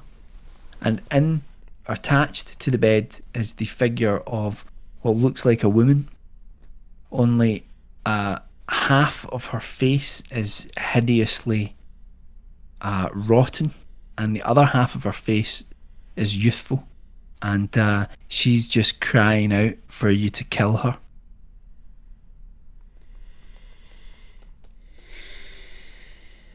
I don't know if this can be right. Cut her down because I've got the knife. Okay, all right. So you walk into the room and you cut her out. Her skin is so rotten in one hand that it just peels off into mush in your hand. She's screaming in absolute agony, and she tells you that her name is Amelia Lockhart. The daughter. No, That's the grandmother. it's the grandmother. She's the grandmother. Do you know what? See, remember I gave you a little notepad. See, when we play these, go and start writing stuff down. Yeah, but my no, pen not in the is computer. Not in the computer. Actually, write it down. But my Because pencil every time we do these, you don't have a clue who characters are. Hey, don't worry about it. I've got your back. I've got everything. Alan gets all the information. I'm glad Alan's here. Yeah, but my pencil broke. I need to get another pencil. Have you got a pen? It broke on air. I've got an alibi. Okay, I can get it. All right. But she's still screaming for you to. Oh fuck! Here's a kill pencil her. here. Shit, never mind. She's still screaming for you to kill her. I'm gonna have to ask Alan and I to switch places. Like do you want? I mean, you're wanting me to come up. I'm gonna go down and get Alan and ask him to go up and see if we can do anything for her. Okay. Do I have any like medical supplies on me at all? Magic? Do you have any magic? yeah, magic would be good right now. Shit. Okay, Alan, you go upstairs to look at this poor soul, and it's unlike anything you've ever seen. It's as if the right hand side of her body it's animated, but it's corpse like. It's what you would imagine you would see in a grave after many years of decomposition. Whereas the left hand side of her body is the perfectly youthful appearance of a woman in her late 20s. Do I have any like medical supplies on me as a doctor, or like? Yeah, you do have a small bag on you with Do I have some of the ailments of the day, such as morphine. Well, that's what I was gonna say. Can I try giving her morphine? Like, I mean, I would like in the first instance, I would try giving her like morphine, like the pain. But I'm feeling like if there's nothing that can be done for her otherwise, maybe like an overdose would be the kindest. Would be like a kinder option than like shooting her. Unless there's something in the room to reverse it. Yeah, well, yeah, that's also the point. What do we see around us? I mean, there's a collection of what looks like laboratory equipment filled with many different colours of like chemicals, and it almost I hate to use the word, but they almost look like potions in some way. But there's a lot of it's like distillation of like green liquids and things like that, and you've never seen anything like this. You've got no idea what it is, other than you can tell that it's been set up by someone with medical knowledge. But you know who would? Richard Gaskell. Your man in the stairs. Is he in a fit state to be put under duress? Do you want to go and try and talk to him? I'll try administering morphine pain. Well, alright. I want to go downstairs. So he's writhing in pain. Richard Gaskell is about to breathe his last. He's bled out profusely with his blackened blood. And he starts whispering something. But you place your ear closer to his mouth, and he explains that no roll, Callum, you don't need a roll. And he explains 90s. He flatulates loudly. That's the end. No, like his last words are Epstein, kill him. Yeah. And he basically tells you to kill Amelia, that there's nothing that can be done for her, and that he has a rare genetic illness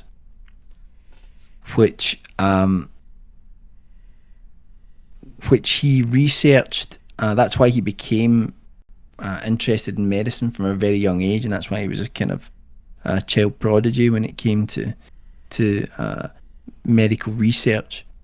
And he was trying to figure out how to reverse this form of accelerated aging. And he discovered a way to do this with several ingredients, most notably with the spinal fluid of some of these women in town and close by.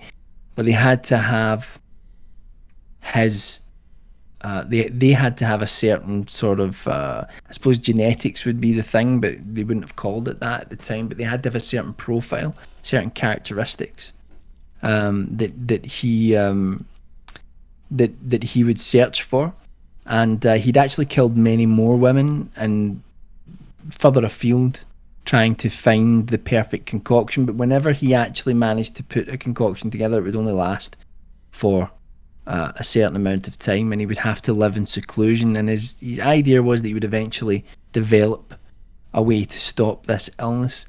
And Amelia Lockhart was actually a distant relative of his. This is something that you didn't uncover in your investigation, but she was a distant relative, and she actually had a less pronounced version of the genetic illness that Richard Gaskell had. And so he kidnapped her, and for 60 years he's had her imprisoned in that bed, and he's been using her as a guinea pig. So half of her was rotten with this advanced aging, and he was able to kind of slow down try out different serums on the other half. So he was kind of using his body like one half of his body like a control for the experiment. And that's what he's been doing. But now he's dead or dying. There's nothing that can be done for Amelia. And she's just had this horrible existence anyway. Well, we should give her the morphine. Yeah, well, I mean, I guess if there's nothing else that can be done for her, then I would try and administer like an overdose of morphine. Okay. You inject Amelia with the morphine, and she breathes her last, as does Richard Gaskell. We're gonna need to get Johnny Law involved. Yeah. I mean, the old dear, she's still alive at this point, isn't she? I chloroformed her, but she's still alive. She's still alive, yeah. Well, she's gonna have to sign. You handcuffed her though, didn't you? Yeah. So she's not going anywhere. I think we need to take her, or we need to. Well, she's not going anywhere, right? She's been chloroformed. I think we need to go down to the police station and bring him to the premises, or at least one of us should go.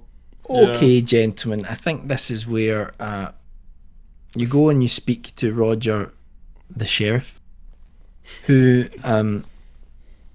then puts the now awake but disorientated Mrs. Gaskell in a cell, and then accompanies you to the house. You explain to him what has happened and what you were told, and Roger is he's very grateful that you've managed to solve the crime and so that no one else would die, but he's sad that it had to end the way that it did. And there's really now nothing left for the two of you but to head back to the mayor's office, the society for the the exploration of the unknown, and explain to them what has happened. And when you do, you will receive your $50, because although Lisa died, there would have been one other murder, and you did stop that from happening. So I've only made 30 because I had to pay 20. I've got expenses. So you both received $50 each, and you'll also get the opportunity to increase some of your stats because you had a couple of $70. You had a couple of successful rolls. Only a couple because of Callum's tainted dice rolls. Sorry. So that's the end of One tonight's for another adventure. Oh well. So I don't think the story at Sarah's is complete yet. I'll have to investigate that. I'm not going back to the society. I'm going back to Sarah's. We live in a society. Break down that back door. Anyway. I should say at this point that the scenarios that I've written so far have all just been like my own ideas, but the idea for Richard Gaskell comes from the film The Night Strangler, which is the second Carl Kolchak movie, and it has a similar, in fact, a very similar idea. And I've just been rewatching Kolchak, so I thought it was fun to. Nice. When are you not? You know what I mean? And I know, mate. I know. Well, I just bought the streaming version of it because I think you've still got all my DVDs. Do I think so. Well, let's not play that game. No. I've got Streets of Fire And Eternal Darkness, but it's fine. Anyway. I know. I've still got Poor Alan's. I think I've got. Hold on. Mr. coming. Mal? Yeah, I think I've still got one of them. I know. My bad friend. So My bad There's a friend. 4K version of that due out soon. I'm hoping we get that in the UK. Send him that one instead. Give me that. That'll do. Anywho. Anyway, gentlemen, well done. You didn't get killed, and We you did. survived. Yeah. Alan's we a more only kind of had- sensible foil to my, like, it's interesting that Alan's character's a doctor because he's like the scalpel and I'm the sledgehammer. Well, There I was think a- we're like a classic cop duo in that regard. Yeah, I'm the rig. It's the Riggs and Murtaugh type situation. There was actually another aspect of the story that I've sort of wound things up there because I need to go to my bed.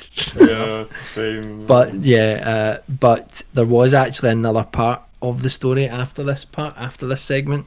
So there was actually a baby upstairs Oh, in right, the okay. attic, and it was this horribly contorted creature, and it was actually the product of an incestuous relationship between Right, Richard yeah. Gaskell and his mother.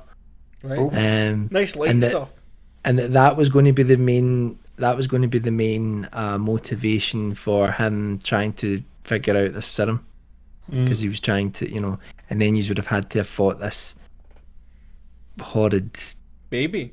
Easy. toddler thing. Fucking easy. The things I've dealt with so far. One Did you see blast. that? Blammo. Who was it who posted that photo in the Discord the other day? Or The was baby. it today, in fact? Me. Yeah. Atlas the baby. I was just thinking it seemed kind of appropriate. Oh. Anyway, thank you to everyone who's watched. I really enjoyed doing that, and thanks to you two gentlemen as well. I honestly thought this scenario was going to take an hour, and what I've realised now is It's that been like 4. if I'm writing a scenario for like an hour, I need to really keep it like a bottle scenario, like it takes place in like the one house, or Yeah. Even visiting the multiple location takes a lot of different time. yeah, Yeah. definitely. Especially if there's certain people doing it. Some people, anyway. It went well. Good teamwork, Alan. I Sorry enjoyed about that. It the was dice. good. It was I good. think in the next episode, I have the source book for Arkham arriving. Time for me Today? to go home. Is that what you're saying? So it might be time for you need to accompany him, Alan.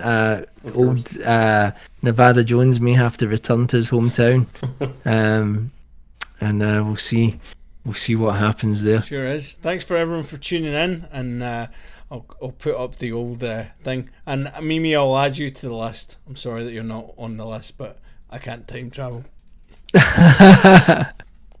Thank you very much, guys. But yeah, I hope everyone has a good weekend. Enjoy yourself, and I'll stick Nevada back on to play everybody out.